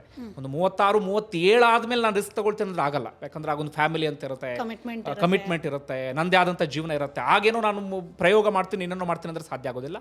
ಆದರೆ ಇದೊಂದು ವಯಸ್ಸಿದೆಯಲ್ಲ, ಒಂದು 27ರಿಂದ ಈ 37, ಅದೊಂದು 10 ಇಯರ್ಸ್ ಇದೆಯಲ್ಲ, ನನ್ನ ಪ್ರಕಾರ ನಮ್ಮ ಜೀವನದ ಒಂದು ಪೀಕ್ ಏಜ್ ಅದು, ಒಂದು ಅದ್ಭುತವಾದಂಥ ಏಜ್ ಅದು. ಯಾರಿಗಾದರೂ ಹಾಗೆ ಅನಿಸ್ತಾ ಇದ್ದರೆ ಬೇಡ ನಾನೇನೋ ಮಾಡಬೇಕು, ನನಗೆ ನಾನು ಬಾಸ್ ಆಗಬೇಕು, ನಂದೇ ಏನೋ ಮಾಡಬೇಕು ಅಂತ ಇದ್ದರೆ ಆ ಟೈಮಲ್ಲಿ ರಿಸ್ಕ್ ತಗೊಳ್ಳಿ. ನಾನು ಅದೇ ಯೋಚನೆ ಮಾಡಿದೆ. ಒಂದು ರಿಸ್ಕ್ ತಗೊಳ್ಬೇಕು ಅಂತ ಯೋಚನೆ ಇತ್ತು. ಒಂದು 6 ತಿಂಗಳಿಂದ ಯೋಚನೆ ಮಾಡ್ತಾ ಇದ್ದೆ, ಬಿಡಬೇಕು ಅಂತ. ಒಂದಷ್ಟು ಬೇರೆ ಬೇರೆ ಚಾನಲ್ಗಳಿಂದಲೂ ಆಫರ್ ಬರ್ತಾ ಇತ್ತು, ನಾನು ಎಲ್ಲೂ ಹೋಗ್ತಾ ಇರಲಿಲ್ಲ. ಅದೇ ಟೈಮಲ್ಲಿ ದಿಗ್ವಿಜಯ ನ್ಯೂಸಲ್ಲಿ ಒಂದು ಸಣ್ಣದಾಗಿ ಏನೋ ಒಂದು ಮಿಸ್ಅಂಡರ್ಸ್ಟ್ಯಾಂಡಿಂಗು, ಭಿನ್ನಾಭಿಪ್ರಾಯ ಅಂಥದ್ದು ಬಂತು. ಅಂಥದ್ದು ಬರ್ತಾ ಇದ್ದ ಹಾಗೆ ನಾನು ಹೊರಗಡೆ ಬರೋದಕ್ಕೆ ಯಾಕಷ್ಟು ಗಟ್ಟಿ ನಿರ್ಧಾರ ತಗೊಂಡೆ ಅಥವಾ ಧೈರ್ಯ ತಗೊಂಡೆ ಅಂದರೆ ಅಷ್ಟೊತ್ತಿಗಾಗಲೇ ಒಂದು ಹಂತಕ್ಕೆ ನಾನು ನಿಂತ್ಕೊಂಡು ಬಿಟ್ಟಿದ್ದೆ. ಆ ಕಾರಣಕ್ಕೆ ನನ್ನ ಧೈರ್ಯ ಬಂತು. ಬಂಡು ಧೈರ್ಯನೋ ಯಾವ ಧೈರ್ಯನೋ, ಬಟ್ ನಾನು ಡಿಸೈಡ್ ಮಾಡಿಬಿಟ್ಟಿದ್ದೆ, ಇಲ್ಲ ಹೊರಗಡೆ ಬರಲೇಬೇಕು, ಏನಾದರೂ ಒಂದು ಮಾಡಲೇಬೇಕು, ಏನು ಮಾಡೋದಕ್ಕೆ ಬೇಕಾದ್ರೆ ರೆಡಿ ಇದ್ದೀನಿ ಅಂತೇಳಿ. ಒಂದು ಸಣ್ಣದಾಗಿ ಅಲ್ಲಿ ಮಿಸ್ಅಂಡರ್ಸ್ಟ್ಯಾಂಡಿಂಗ್ ಆಗ್ತಾ ಇದ್ದ ಹಾಗೆ ಅವತ್ತೇ ಒಂದು ಬೆಳಿಗ್ಗೆ ಏನೋ ಒಂದು ಸಣ್ಣದಾಗಿ ಏನೋ ಕ್ಲಾಶ್ ಆಯಿತು. ಅಲ್ಲಿ ಕ್ಲಾಶ್ ಆಗ್ತಿದ್ದ ಹಾಗೆ ಮಧ್ಯಾಹ್ನನೇ ರಿಸೈನ್ ಮಾಡಿದ್ರೆ 3 ಗಂಟೆ ನ್ಯೂಸ್ ಇತ್ತು, ಆ ನ್ಯೂಸು ಮಾಡಲಿಲ್ಲ, ಸೀದಾ ಹೊರಗಡೆ ಬಂದೆ. ಮಾನ್ಯದಿಂದ ಗಟ್ಟಿಯಾಗಿ ನಿಂತ್ಕೊಳ್ಳೋವಂಥ ಧೈರ್ಯ ಮಾಡಿ ಒಂದು ಹಂತಕ್ಕೆ ಚಾನಲ್ ಎತ್ಕೊಂಡು ಹೋಗಲೇಬೇಕು ಅಂತ ಡಿಸಿಷನ್ ತೊಗೊಂಡ್ಬಿಟ್ಟೆ. ನನಗೆ ಆ ಟೈಮಲ್ಲಿ ಒಂದು ಧೈರ್ಯ ಬರೋದಕ್ಕೆ ಕಾರಣ ಅಂದರೆ ಜನ ಅಷ್ಟೊತ್ತಿಗಾಗಲೇ ನಾನು ಒಂದು ಹಂತಕ್ಕೆ ತೊಗೊಂಡು ಹೋಗಿಬಿಟ್ಟಿದ್ರು, ವಾಯ್ಸ್ ರೀಚ್ ಆಗಿಬಿಟ್ಟಿತ್ತು. ನಾನು ಯಾವುದೋ ಬೇಕ್ರಿಲಿ ನಿಂತ್ಕೊಂಡಾಗ, ನಾನೆಲ್ಲೋ ಹೋಗ್ತಾ ಇದ್ದಾಗ ನನ್ನ ವಾಯ್ಸೇ ನನಗೆ ಕೇಳಿಸ್ತಾ ಇತ್ತು. ಹೋಗುವಾಗೆಲ್ಲ ಕೇಳಿಸೋದು, ಅಥವಾ ಇನ್ಯಾರೋ ನನಗೆ ಅದನ್ನು ಕಳಿಸೋರು ತುಂಬ ಟೈಮಲ್ಲಿ. ನೋಡು ಯಾವುದೋ ಒಂದು ಚೆನ್ನಾಗಿದೆ ಕಂಟೆಂಟ್ ಅನ್ನೋ ರೀತಿಯಲ್ಲಿ, ಯಾರ್ದು ವಾಯ್ಸ್ ಚೆನ್ನಾಗಿದೆ ನೋಡು ಅಂತೇಳಿ. ತುಂಬ ಜನ ಗೊತ್ತಿರಲಿಲ್ಲ, ನಾನು ಕೆಲಸ ಮಾಡೋ ಚಾನಲಲ್ಲೂ ಕೂಡ ಗೊತ್ತಿರಲಿಲ್ಲ ಆ ರೀತಿ ನಂದೇ ಅದು ವಾಯ್ಸು ಅಂತೇಳಿ. ಒಂದು ಲೆವೆಲಿಗೆ ರೀಚ್ ಆಗಿತ್ತು. ಆ ಕಾರಣಕ್ಕಾಗಿ ಒಂದು ಬಂಡು ಧೈರ್ಯ ಮಾಡಿದೆ, ಅಥವಾ ಒಂದು ಗಟ್ಟಿ ನಿರ್ಧಾರ ತಗೊಂಡೆ, ಹೊರಗಡೆ ಬಂದೆ. ಬಟ್ ನೀವು ದಿಗ್ವಿಜಯ ನ್ಯೂಸಲ್ಲಿ ವರ್ಕ್ ಮಾಡ್ತಿದ್ದಾಗಲೂ ಆ ಟೈಮಿಂಗ್ನ ಹೆಂಗೆ ಮ್ಯಾನೇಜ್ ಮಾಡ್ತಾ ಇದ್ರಿ? ಈಗ ಫಾರ್ ಎಕ್ಸಾಂಪಲ್ ಯಾರೋ ಒಬ್ರು ನಾವೀಗ ವರ್ಕ್ ಮಾಡ್ತೀವಿ ಅಂತಂದರೆ ಅಯ್ಯೋ ಫುಲ್ ಡೇ ಬಿಡು ಕೆಲಸ, ಅದಾದಮೇಲೆ ಸಾಕಾಗೋಗ್ಬಿಡುತ್ತೆ, ಸುಸ್ತಾಗಿ ಹೋಗ್ಬಿಡುತ್ತೆ ಅಂತ ಹೇಳಿ ಟೈಮ್ ವೇಸ್ಟ್ ಮಾಡ್ಕೊಂಡ್ಬಿಟ್ಟು ಇದ್ರೂ ಟೈಮ್ ಇದ್ರೂ. ಬಟ್ ನೀವು ಹೆಂಗೆ ಮ್ಯಾನೇಜ್ ಮಾಡ್ತಿದ್ರಿ ಅಲ್ಲಿ? ಅಲ್ಲ, ನಾನು ಅದೇ ಹೇಳೋದು, ನಾನು ಪ್ರತಿಯೊಬ್ಬರಿಗೆ ಅದೇ ಹೇಳೋದು, ಒಂದು ವಯಸ್ಸಿರುತ್ತಲ್ಲ, ಆ ವಯಸ್ಸಲ್ಲಿ ನಿದ್ರೆ ತ್ಯಾಗ ಮಾಡೋಣ, ಊಟ ತ್ಯಾಗ ಮಾಡೋಣ, ಬದುಕಿನ ಒಂದಷ್ಟು ಖುಷಿಗಳನ್ನು ತ್ಯಾಗ ಮಾಡೋಣ. ಅದೆಲ್ಲವನ್ನು ಕೂಡ ಬದಿಗಿಟ್ರೆ ಮುಂದೆ ಬದುಕು ಅದ್ಭುತ ಆಗತ್ತೆ. ನಾನಿಲ್ಲ, ಆ ಒಂದು 26-27 ವಯಸ್ಸಿಗೆ ದುಡಿಯೋಕ್ಕೆ ಶುರು ಮಾಡಿದಾಗ, ಆ ಸಂಬಳ ಬರ್ತಿದ್ದಾಗ ನಾನು ಟೈಮನ್ನು ಆರಾಮಾಗಿ ಕಾಲ ಕಳಿತೀನಿ, ಒಂದು ಸ್ವಲ್ಪ ಟೈಮ್ ಸಿಕ್ಕರೆ ನಿದ್ರೆ ಮಾಡ್ತೀನಿ, ಒಂದು ಸ್ವಲ್ಪ ಟೈಮ್ ಸಿಕ್ಬಿಟ್ರೆ ಆರಾಮಾಗಿ ಯಾವುದೋ ಮಾಲ್ ಸುತ್ತಾಡ್ತೀನಿ, ಸಿನಿಮಾ ನೋಡ್ತೀನಿ ಅಂತ ಆಗಿಬಿಟ್ರೆ ಮುಂದೆ ನಾವು ಏನೂ ಮಾಡೋದಕ್ಕೆ ಸಾಧ್ಯ ಆಗೋದಿಲ್ಲ. ಅದಕ್ಕೆ ನಾನು ಪ್ರತಿಯೊಬ್ಬರಿಗೆ ಹೇಳೋದಷ್ಟೇ, ಅದೊಂದು ತ್ಯಾಗ, ಒಂದು 5-6 ವರ್ಷದ ತ್ಯಾಗ ಇದೆಯಲ್ಲ, ಮುಂದೆ ನಮ್ಮ ಬದುಕನ್ನು ಅದ್ಭುತವಾಗಿಡುತ್ತೆ. ಮುಂದೆ ಎಲ್ಲೋ ಒಂದು ಕಡೆ ನಾವು ಗುರ್ಸ್ಕೊಳ್ಳೋಕ್ಕೂ ಸಾಧ್ಯ ಆಗುತ್ತೆ. ನಂದು ಆ ಟೈಮಲ್ಲಿ ಹಾಗೆ ನನಗೇನಾಗ್ತಿತ್ತು, ಫಾರ್ ಎಕ್ಸಾಂಪಲ್ ದಿಗ್ವಿಜಯ ನ್ಯೂಸ್ ಉದಾಹರಣೆ ತೊಗೊಳ್ಳೋದಾದ್ರೆ, ಒಂದು 12 ಗಂಟೆವರೆಗೆ ನನಗೆ ಶಿಫ್ಟ್ ಇರ್ತಾಯಿತ್ತು. 11 ಗಂಟೆ ನ್ಯೂಸ್ ಇರ್ತಾ ಇತ್ತು, 11:30 ಮುಗಿತಾ ಇತ್ತು. 11:30 ಮುಗಿದು ಮನೆಗೆ ಹೋಗ್ತಾ ಇದ್ದೆ. ಬೆಳಗ್ಗೆ ಮುಂಚೆ ಮತ್ತೆ ಹಾಕ್ಬಿಡೋರು. ಬೆಳಗ್ಗೆ ಮುಂಚೆ 6 ಗಂಟೆಗೆ ನಿಮ್ಗೆ ಗೊತ್ತಾ ನ್ಯೂಸ್ ಶುರು ಆಗ್ತಿತ್ತು 6 ಗಂಟೆಗೆ. ಆ 6 ಗಂಟೆ ನ್ಯೂಸಿಗೂ ಬರ್ತಾ ಇತ್ತೆ. ಹಿಂಗಾಗ್ತಿತ್ತು, ನಿದ್ರೆ ಎಲ್ಲ ಸಮಸ್ಯೆ ಆಗ್ತಾ ಇತ್ತು. ಅದಾದಮೇಲೆ ಏನು ಮಾಡಿಬಿಟ್ರು, ಸೆಕೆಂಡ್ ಶಿಫ್ಟಿಗೆ ಫಿಕ್ಸ್ ಮಾಡಿಬಿಟ್ರು. ಅದು ಯಾವುದೋ ಪ್ರೈಮ್ ಟೈಮ್ ನ್ಯೂಸ್ ಎಲ್ಲ ಕೊಡೋರು, ಗೊತ್ತು ನಿಮ್ಗೆ, ಪ್ರೈಮ್ ಟೈಮ್ ನ್ಯೂಸ್ ಎಲ್ಲ ಮಾಡ್ತಿದ್ದೆ, ಆ ಟೈಮ್ ಕೊಡೋರು. ಆಗೇನು ಮಾಡ್ತಿದ್ದೆ, ಆ ಫಸ್ಟ್ ಶಿಫ್ಟ್ ಇರ್ತೈತಲ್ಲ ಅದನ್ನು ಕಂಪ್ಲೀಟ್ ಬಳಸ್ಕೊಳ್ಬೇಕು ಅಂತ ನಿರ್ಧಾರ ಮಾಡಿದೆ. ಈ ಸೆಕೆಂಡ್ ಶಿಫ್ಟ್ ಇದ್ದಾಗ ಏನಾಗ್ತಿತ್ತು ಅಂದರೆ, ಮನೆಗೆ ನಾನು ಹೋಗುವಾಗಲೇ ಒಂದು 11-12 ಗಂಟೆ ಆಗೋದು. 12 ಗಂಟೆ ಕಂಟೆಂಟ್ ರೆಡಿ ಮಾಡೋದಕ್ಕೆ ಶುರು ಮಾಡ್ಕೊಳ್ತಿದ್ದೆ. ಮಲಗುವಾಗ ಒಂದು 2:30-3 ಗಂಟೆ ಆಗೋದು. 3 ಗಂಟೆ 3:30 ಆಗೋದು. 3:30ಗೆ ಮಲಗಿಬಿಡ್ತಾ ಇದ್ದೆ. ಮತ್ತೆ ಬೆಳಗ್ಗೆ ಎಷ್ಟೊತ್ತಿಗೆ ಎದ್ದೇಳೋಣ ಅನ್ನೋ ತವಕ. ಬೆಳಗ್ಗೆ ಮತ್ತೆ ಜಾಸ್ತಿ ಹೊತ್ತು ಮಲಗ್ತಾ ಇರಲಿಲ್ಲ ನಾನು. ಒಂದು 6:30-7 ಗಂಟೆಗೆಲ್ಲ ಎದ್ದು ಬಿಡ್ತಿದ್ದೆ ನಾನು. ಒಂದು 4 ಗಂಟೆ 4:15 ಗಂಟೆ ನಿದ್ರೆ ಅಷ್ಟೇ ನನಗೆ. ಆ ನಿದ್ರೆಯಲ್ಲಿ ಮತ್ತೆ ಆ ಬೆಳಗ್ಗೆ ಮುಂಚೆ ಆ ಫಸ್ಟ್ ಶಿಫ್ಟ್ ಏನಿರ್ತಾ ಇತ್ತು, ಆಫೀಸಿಗೆ ಬರೋದಕ್ಕೊಂದು 1 ಗಂಟೆಗೆಲ್ಲ ಹೊಡ್ತಾ ಇದ್ದೆ. 1 ಗಂಟೆವರೆಗೂ ಕೂಡ ಕಂಪ್ಲೀಟ್ ಕಂಟೆಂಟ್ ರೆಡಿ ಮಾಡೋದು. ಬಟ್ ಆ ಕಂಟೆಂಟ್ನ ಹೇಗೆ ಹುಡುಕ್ತಾ ಇದ್ರಿ? ಯಾಕಂದ್ರೆ ಈಗ ನಾರ್ಮಲಿ ನಾವೇನಂತಂದ್ರೆ ಬಿಸಿ ಬಿಸಿ ಸುದ್ದಿ ಕೊಟ್ಬಿಡ್ಬೇಕು, ಅದಾದ್ಮೇಲೆ ಇಲ್ಲ ಅಂತ. ಬಟ್ ನೀವು ನೆಕ್ಸ್ಟ್ ಡೇ ಆ ಒಂದು ಕಂಟೆಂಟ್ ಹೋಗುತ್ತೆ ಅಂತಂದ್ರೂ ಕೂಡ ಅಷ್ಟೇ ವ್ಯೂಸ್ ರೀಚ್ ಆಗ್ತಾ ಇತ್ತು. ಬಟ್ ಕಂಟೆಂಟ್ ಹೆಂಗೆ ಹುಡುಕ? ಕಂಟೆಂಟ್ ಅಂದ್ರೆ ಆಗ ವಿಪರೀತ ರಿಸರ್ಚ್ ಮಾಡ್ತಾ ಇದ್ದೆ ನಾನು. ಅಂದರೆ ಒಂದು ಸ್ವಲ್ಪ ಎಡವಟ್ ಆಗಿಬಿಟ್ರು ನಮ್ಮಲ್ಲಿ ಕೇಸ್ ಹಾಕ್ಬಿಡ್ತಾರೆ, ಡಿಫಾಮೇಷನ್ ಕೇಸ್ ಹಾಕ್ಬಿಡ್ತಾರೆ. ಸ್ವಲ್ಪ ಎಡವಟ್ ಆಗಿಬಿಟ್ರು ಎಲ್ಲಿದ್ದೀವಿ ಅಂತ ಹುಡ್ಕೊಂಡು ಬರ್ತಾರೆ. ಕಾಲ ಬದಲಾಗ್ತಿದೆ. ಮುಂಚೆ ಸೀರಿಯಸ್ ಆಗಿ ತಗೊಳ್ತಿರ್ಲಿ, ತುಂಬ ಸೀರಿಯಸ್ ಆಗಿ ತಗೊಳ್ತಾರೆ ಜನ. ಹೀಗಾಗಿ ಒಂದು ಸಣ್ಣ ಮಿಸ್ಟೇಕು ಆಗಬಾರ್ದು ಅನ್ನೋ ಕಾರಣಕ್ಕೆ ರಾತ್ರಿ ಪೂರ್ತಿ ರಿಸರ್ಚ್ ಮಾಡ್ತಾ ಇದ್ದೆ. ಈ ಹಳೇ ನ್ಯೂಸ್ ಪೇಪರ್ಗಳಲ್ಲಿ ಹಳೇ ಯಾವುದ್ಯಾವುದೋ ಆರ್ಟಿಕಲ್ಗಳು ಬಂದಿರೋವು, ಇಂಗ್ಲೀಷ್ ಪೇಪರ್ಗಳಲ್ಲಿ ಒಂದಷ್ಟು ಆರ್ಟಿಕಲ್ಗಳಿರೋವು, ಅದನ್ನೆಲ್ಲ ಒಂದಷ್ಟು ರಿಸರ್ಚ್ ಮಾಡ್ತಾ ಇದ್ದೆ. ರಿಸರ್ಚ್ ಅಂತೇಳಿ ತುಂಬ ಯಾವುದೋ ಟಫ್ ಕಂಟೆಂಟ್ ಇತ್ತು ಅಂದರೆ ಒಂದು 2-3 ದಿನಗಳ ಕಾಲ ಟೈಮ್ ತಗೊಳ್ತಾ ಇದ್ದೆ. ಈ ರೀತಿಯಾಗಿ ಆ ರಿಸರ್ಚ್ ಮಾಡಿ, ಅಥವಾ ಆ ರಿಸರ್ಚ್ಗೆ ಆ ಟೈಮ್ ಎಲ್ಲವೂ ಹಿಡಿತಾ ಇತ್ತು ನನಗೆ. ಈಗ ಆ ಟೈಮ್ ಏನಿರ್ತಾ ಇತ್ತು, ಆ ರಿಸರ್ಚ್ಗೆ ಆ ಟೈಮ್ ಹಿಡಿತಾ ಇತ್ತು. ನಾನು ವೀಕ್ ಆಫ್ ಯಾವುದನ್ನು ವೇಸ್ಟ್ ಮಾಡ್ತಾ ಇರಲಿಲ್ಲ. ಯಾವ ಸಿನಿಮಾಗೆ ಆ ಟೈಮಲ್ಲಿ ಹೋಗಿದ್ದು ನನಗೆ ನೆನಪಿಲ್ಲ, ಯಾವ ಟ್ರಿಪ್ ಹೋಗಿದ್ದು ನೆನಪಿಲ್ಲ, ಅಥವಾ ಫ್ರೆಂಡ್ಸ್ ಜೊತೆ ಜಾಲಿ ಮಾಡಿದ್ದು ನೆನಪಿಲ್ಲ, ಯಾವುದು ನೆನಪಿಲ್ಲ ನನಗೆ. ಹೆಚ್ಚು ಕಡಿಮೆ ಆ ದಿಗ್ವಿಜಯ ನ್ಯೂಸಲ್ಲಿ ಇದ್ದಾಗಲೇ ವಾಯ್ಸ್ ಓವರ್ ಮಾಡ್ತಾ ಇದ್ನಲ್ಲ, 1-1.5 ವರ್ಷ ಕಂಪ್ಲೀಟ್ ಅದೆಲ್ಲವನ್ನು ತ್ಯಾಗ ಮಾಡಿ, ಕಂಪ್ಲೀಟ್ ಆ ರಿಸರ್ಚ್ ಮಾಡಿ, ನ್ಯೂಸ್ ಪೇಪರ್ಗಳಲ್ಲಿ ಹಳೆ ಆರ್ಟಿಕಲ್ಗಳಲ್ಲಿ ಅಥವಾ ಬೇರೆ ಬೇರೆ ಕಡೆಗಳು ಬಂದು ಅದೆಲ್ಲವನ್ನು ತಗೊಂಡು ನಾನು ಮಾಡೋಕ್ಕೆ ಶುರು ಮಾಡಿದೆ. ಆರಂಭದಲ್ಲಿ ಏನು ಮಾಡ್ತಿದ್ದೆ, ಬೇರೆ ರೀತಿ ಕಂಟೆಂಟ್ ಕೊಡ್ತಾ ಇದ್ದೆ. ನನಗೂ ಐಡಿಯಾ ಇರಲಿಲ್ಲ. ನಾನು ಒಂದಷ್ಟು ತಪ್ಪು ಮಾಡಿದ್ದೀನಿ, ನಾನೊಂದಷ್ಟು ಹೆಡ್ವರ್ಟ್ ಮಾಡಿದ್ದೀನಿ, ಯಾರ್ದೋ ಸೆಲೆಬ್ರಿಟಿಗಳ ಖಾಸಗಿ ಬದುಕಿನ ಬಗ್ಗೆ ಮಾಡಿದ್ದೀನಿ. ಗೊತ್ತಿರಲಿಲ್ಲ ಆಗ, ಅಂದರೆ ಹಿಂಗೆ ರೀಚ್ ಆಗುತ್ತೆ, ಅವರು ನೋಡ್ತಾರೆ, ಅವೆಲ್ಲ ಗೊತ್ತಿರಲಿಲ್ಲ. ಏನೋ ಹೋಗುತ್ತೆ ಅನ್ನೋ ಕಾರಣಕ್ಕೆ ಹಂಗೆ ಮಾಡ್ತಾ ಬಂದೆ. ಅದಾದಮೇಲೆ ಅನ್ಸೋಕ್ಕೆ ಶುರುವಾಯಿತು, ಓ ಇಲ್ಲ, ಯೂಟ್ಯೂಬ್ ಇದು ನಾನು ಅಂದ್ಕೊಂಡಂಗಲ್ಲ, ಇದು ತುಂಬ ಸೀರಿಯಸ್. ಇದು ಈಗ ಸ್ಯಾಟಲೈಟ್ ಚಾನಲ್ಗಳಲ್ಲಿ ಹೆಂಗಿದಾವೆ, ಹೌದು ಹೌದು ಅದಕ್ಕೆ ಆಲ್ಟರ್ನೇಟಿವ್ ಇದು ಒಂದು ವೇದಿಕೆ ಅನ್ನೋದು ಯಾವಾಗ ಗೊತ್ತಾಯ್ತು, ಆಗ ನಾನು ಬೇರೆ ಬೇರೆ ಒಂದಷ್ಟು ಕಂಟೆಂಟ್ಗಳು ತರಕ್ಕೆ ಶುರು ಮಾಡಿದೆ. ಥರ್ಡ್ ಐ ಅನ್ನೋದು ಒಂದು ಹಂತಕ್ಕೆ ಬ್ರ್ಯಾಂಡ್ ಆಗಿ ನಿಂತು ಬಿಟ್ಟಿತ್ತು. ಓಕೆ. ಅಂದ್ರೆ ನಾನೇನೋ ಅದನ್ನ ಬಟ್ ಹೆಮ್ಮೆಯಿಂದ ಥರ್ಡ್ ಐ ನೇಮ್ ಹೆಂಗೆ? ಥರ್ಡ್ ಐ ಅಂದ್ರೆ ನನಗೆ ಇದ್ದಿದ್ದು ಒಂದು 3ನೇ ಆಂಗಲ್ ಏನೋ ಒಂದು ಕೊಡಬೇಕು ಅಂತ ಹೇಳಿ. ಓಕೆ. ಸದ್ಯಕ್ಕೆ ಆ 3ನೇ ಆಂಗಲ್ ಕೊಡ್ತಿದ್ದೇನೋ ಗೊತ್ತಿಲ್ಲ, ಬಟ್ 3ನೇ ಆಂಗಲ್ ಅಂದ್ರೆ ಯಾರು ಹುಡುಕ್ತಾ ಇರುವಂತ ಒಂದು ಆಂಗಲ್ ನಾನು ಕೊಡಬೇಕು ಅಂತ. 3ನೇ ಕಣ್ಣು ಅನ್ನೋದು ಕಣ್ಣು. ಕನ್ನಡದಲ್ಲಿತ್ತು. ನನ್ನ ಫ್ರೆಂಡ್ ಪ್ರದೀಪ ಅಂದ್ರೆ ದಿಗ್ವಿಜಯ ಒಂದು ಪ್ರೋಗ್ರಾಮ್ ಮಾಡ್ತಾ ಇದ್ದ, 3ನೇ ಕಣ್ಣು ಅಂತ ದಿಗ್ವಿಜಯಲ್ಲಿ ಬರ್ತಾ ಇತ್ತು. ಹೌದು. ಅದು ಬೇಡ ಅನಿಸ್ತು, ಅವ್ನು ಮಾಡ್ತಾನೆ ಅದು ಬೇಡ ಅಂತ ಹೇಳಿ. ಆಗ ಏನು ಅದಕ್ಕೆ ಆಲ್ಟರ್ನೇಟಿವ್ ಅಂದಾಗ ಥರ್ಡ್ ಐ ಕನ್ನಡ ಅಂತ ಹೊಳಿತು. ಓಕೆ. ಜೊತೆಗೆ ಇದರಲ್ಲಿ ನನ್ನ ಹೆಂಡತಿ ಇದು ಇತ್ತು, ಆಗಿನ್ನೂ ಆಕೆ ಹೆಂಡತಿ ಆಗಿರಲಿಲ್ಲ ಆ ಟೈಮಲ್ಲಿ, ಅವಳು ಒಂದು ಸಲಹೆ ಕೊಡ್ತಾ ಇದ್ಲು ಥರ್ಡ್ ಐ ಕನ್ನಡ ಅಂತ ಹೇಳಿ. ಅಲ್ಲಿಂದ ಶುರುವಾಗಿದ್ದು ಈ ಥರ್ಡ್ ಐ ಕನ್ನಡ ಅಂತ ಹೇಳಿ. ಒಟ್ಟಾರೆಯಾಗಿ ನಾನು ದಿಗ್ವಿಜಯ ನ್ಯೂಸ್ ಬಿಡೋ ಅಷ್ಟರಲ್ಲಿ ಚಾನಲ್ ಒಂದು ಹಂತಕ್ಕೆ ಬ್ರ್ಯಾಂಡ್ ಆಗಿತ್ತು, ಒಂದು ಹಂತಕ್ಕೆ ನಿಂತಿತ್ತು, ಒಂದು ಹಂತಕ್ಕೆ ಜನ ಗುರುತಿಸ್ಬಿಟ್ಟಿದ್ರು, ಒಂದು ಹಂತಕ್ಕೆ ಜನರ ನಂಬಿಕೆ ವಿಶ್ವಾಸ ಎಲ್ಲವನ್ನೂ ಗಳಿಸುವಲ್ಲಿ ನಾನು ಆಗ ಯಶಸ್ವಿಯಾಗಿದ್ದೆ. ಹಾಗಾಗೊಂದು ಬಂಡ ಧೈರ್ಯ, ಹಾಗಾಗೊಂದು ಗಟ್ಟಿ ನಿರ್ಧಾರ ತೆಗೆದುಕೊಳ್ಬೋದು ಅನ್ನೋ ಮನಸ್ಥಿತಿ, ಏನು ಬೇಕಾದ್ರಾಗಲಿ ಅನ್ನೋ ಒಂದು ಡಿಸಿಷನ್ ಬಂದುಬಿಟ್ಟಿದ್ದೆ ನಾನು. ಅದೊಂದು ನಿರ್ಧಾರ ಹೇಗೆ ನನ್ನ ಲೈಫನ್ನೇ ಚೇಂಜ್ ಮಾಡಿಬಿಡ್ತು ಅಂದರೆ, ಬದುಕು ಕಂಪ್ಲೀಟ್ ಬದಲಾಯಿತು. ಹಿಂಗಿದ್ದಂಥ ಬದುಕು ಕಂಪ್ಲೀಟ್ ಈ ಕಡೆ ಆಗ್ಬಿಡ್ತು. ನಾನು ಬಾಲ್ಯದಿಂದ ನನ್ನ ಹೋರಾಟ ಇದ್ದಿದ್ದು ದುಡ್ಡಿಗೋಸ್ಕರ ಶ್ರೀಮಂತ ಆಗ್ಬೇಕಂತಲ್ಲ, ಗೌರವ ಸಂಪಾದನೆ ನನ್ನ ಹೋರಾಟ. ಯಾಕಂದ್ರೆ ನಮ್ಮ ಮಲೆನಾಡು ಭಾಗದಲ್ಲಿ ಗೊತ್ತಿರುತ್ತೆ, ನಾವೆಲ್ಲ ಒಂದು ಸಣ್ಣ ಗ್ರಾಮದಿಂದ ಬಂದಂಥವ್ರು, ಜೊತೆಗೆ ಕಡುಬಡತನ ಅಂತಲ್ಲ, ಬಡತನದ ಕುಟುಂಬ. ನನ್ನ ಒಬ್ಬ ಕುಟುಂಬ ಅಲ್ಲ, ಎಲ್ಲರ ಕುಟುಂಬ ಹಾಗೆ ಇತ್ತು. ನಮ್ಗೆ ಹೇಳ್ಕೊಳ್ಳುವಂಥ ಗೌರವ ಸಿಗ್ತಾ ಇರಲಿಲ್ಲ, ಎಲ್ಲೂ ಹೇಳ್ಕೊಳ್ಳುವಂಥ ಮರ್ಯಾದೆ ಸಿಗ್ತಾ ಇರಲಿಲ್ಲ, ಎಲ್ಲೂ ಜನ ನಾವೆಲ್ಲ ಹೋದಾಗ ಕುರ್ಚಿ ಹಾಕಿ ಕೂರಿಸ್ತಾ ಇರಲಿಲ್ಲ ನಮ್ಮನ್ನು. ಇಂಥದ್ದೆಲ್ಲವೂ ಕೂಡ ಇತ್ತು. ನನಗಿವೆಲ್ಲವೂ ಸಣ್ಣಲಿಂದ ಮನಸ್ಸಿಗೆ ಒಂಥರ ಘಾಸಿ ಮಾಡ್ತಾನೆ ಇತ್ತು. ನಾನು ಈ ಜರ್ನಲಿಸಮ್ ಅಂತ ಆಯ್ಕೆ ಮಾಡ್ಕೊಂಡಿದ್ದ ಆ ಕಾರಣಕ್ಕೆ, ಒಂದೇ ಒಂದು ಉದ್ದೇಶ, ಗೌರವ ಸಂಪಾದನೆ. ಬದುಕು ಅಂದರೆ ರೆಸ್ಪೆಕ್ಟ್ ಗಳಿಸೋದು ಅಷ್ಟೇ ನನ್ನಲ್ಲಿ ಇದ್ದಿದ್ದು. ಆ ಗೌರವ ಸಂಪಾದನೆಗೆ ನನ್ನ ಹೋರಾಟನೂ ಶುರುವಾಗಿದ್ದು, ಈ ಜರ್ನಲಿಸಮ್ ಅದು ಇದು ಅಂತೇಳಿ. ಈ ನ್ಯೂಸ್ ಚಾನಲ್ಗಳಲ್ಲಿ ಮಾಡುವಾಗ ಆ ಗೌರವ ಸಂಪಾದನೆ ಇರಲಿಲ್ಲ ಅಂತಲ್ಲ, ಇತ್ತು. ಆದರೂ ಜನ ಏನೋ ಆ ಲೆವೆಲ್ ರೆಸ್ಪೆಕ್ಟ್ ಇರಲಿಲ್ಲ, ಅಥವಾ ನಾನು ಅಂದ್ಕೊಂಡ ರೀತಿಲಿ ಇರಲಿಲ್ಲ, ಆ ಲೆವೆಲ್ಗೆ ಗುರ್ತಿಸ್ತಾ ಇರಲಿಲ್ಲ. ಬಟ್ ಅದೊಂದು ಚಾನಲ್ ಹೊರಗಡೆ ಬರಬೇಕು ಅಂತ ಒಂದು ಡಿಸಿಷನ್ ತಗೊಂಡಲ್ಲ, ಅದು ಹೇಗೆ ಬದುಕನ್ನು ಬದಲಿಸಿಬಿಡ್ತು ಅಂದರೆ, ಇವತ್ತು ಜನ ಪ್ರೀತಿ ಕೊಡ್ತಿದ್ದಾರೆ, ಜನರ ನಂಬಿಕೆ ಒಂದು ಹಂತ ಗಳಿಸಿದ್ದೀನಿ, ಜನರ ವಿಶ್ವಾಸ ಗಳಿಸಿದ್ದೀನಿ. ಅದೆಲ್ಲದಕ್ಕೂ ಮಿಗಿಲಾಗಿ ಒಂದು ಗೌರವ ಸಿಗ್ತಾ ಇದೆ. ನಾನು ಯಾಕೆ ಅಂದರೆ, ನಾನೇನೋ ಹೆಮ್ಮೆಯಿಂದ ಗರ್ವ ಅಥವಾ ಅಹಂಕಾರದಿಂದ ಹೇಳ್ತಾ ಇಲ್ಲ, ಒಂದು ಜನಕ್ಕೆ ಸ್ಫೂರ್ತಿ ಆಗಲಿ ಅನ್ನೋ ಕಾರಣಕ್ಕೆ ಆ ಮಾತನ್ನು ಹೇಳ್ತಾ ಇದ್ದೀನಿ. ಇವತ್ತು ಎಲ್ಲೋ ಒಂದು ಯಾವುದೋ ವೇದಿಕೆಗೆ ಹೋದರೆ ಕುರ್ಚಿ ಹಾಕಿ ಕೂರಿಸ್ತಾರೆ, ಯಾವುದೋ ಒಂದಷ್ಟು ಕಾರ್ಯಕ್ರಮಗಳಿಗೆ ಕರೀತಾರೆ, ಎಲ್ಲೋ ಒಂದು ಕಡೆ ಕರೆದು ಜನಕ್ಕೊಂದು 4 ಮಾತಾಡಿ ಅನ್ನೋ ರೀತಿಲಿ ಹೇಳ್ತಾರೆ.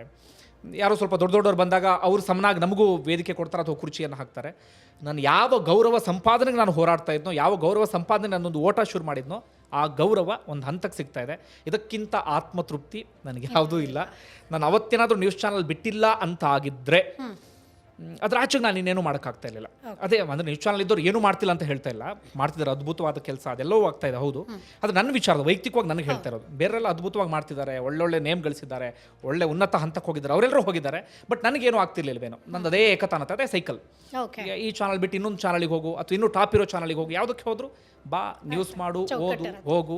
ಯಾಕಂದ್ರೆ ಆ್ಯಂಕರ್ ನಾನು, ಅಂದರೆ ಅದ್ರ ಆಚೆಗೆ ನನಗೆ ಏನು ಮಾಡೋಕ್ಕಾಗ್ತಾ ಇರಲಿಲ್ಲ.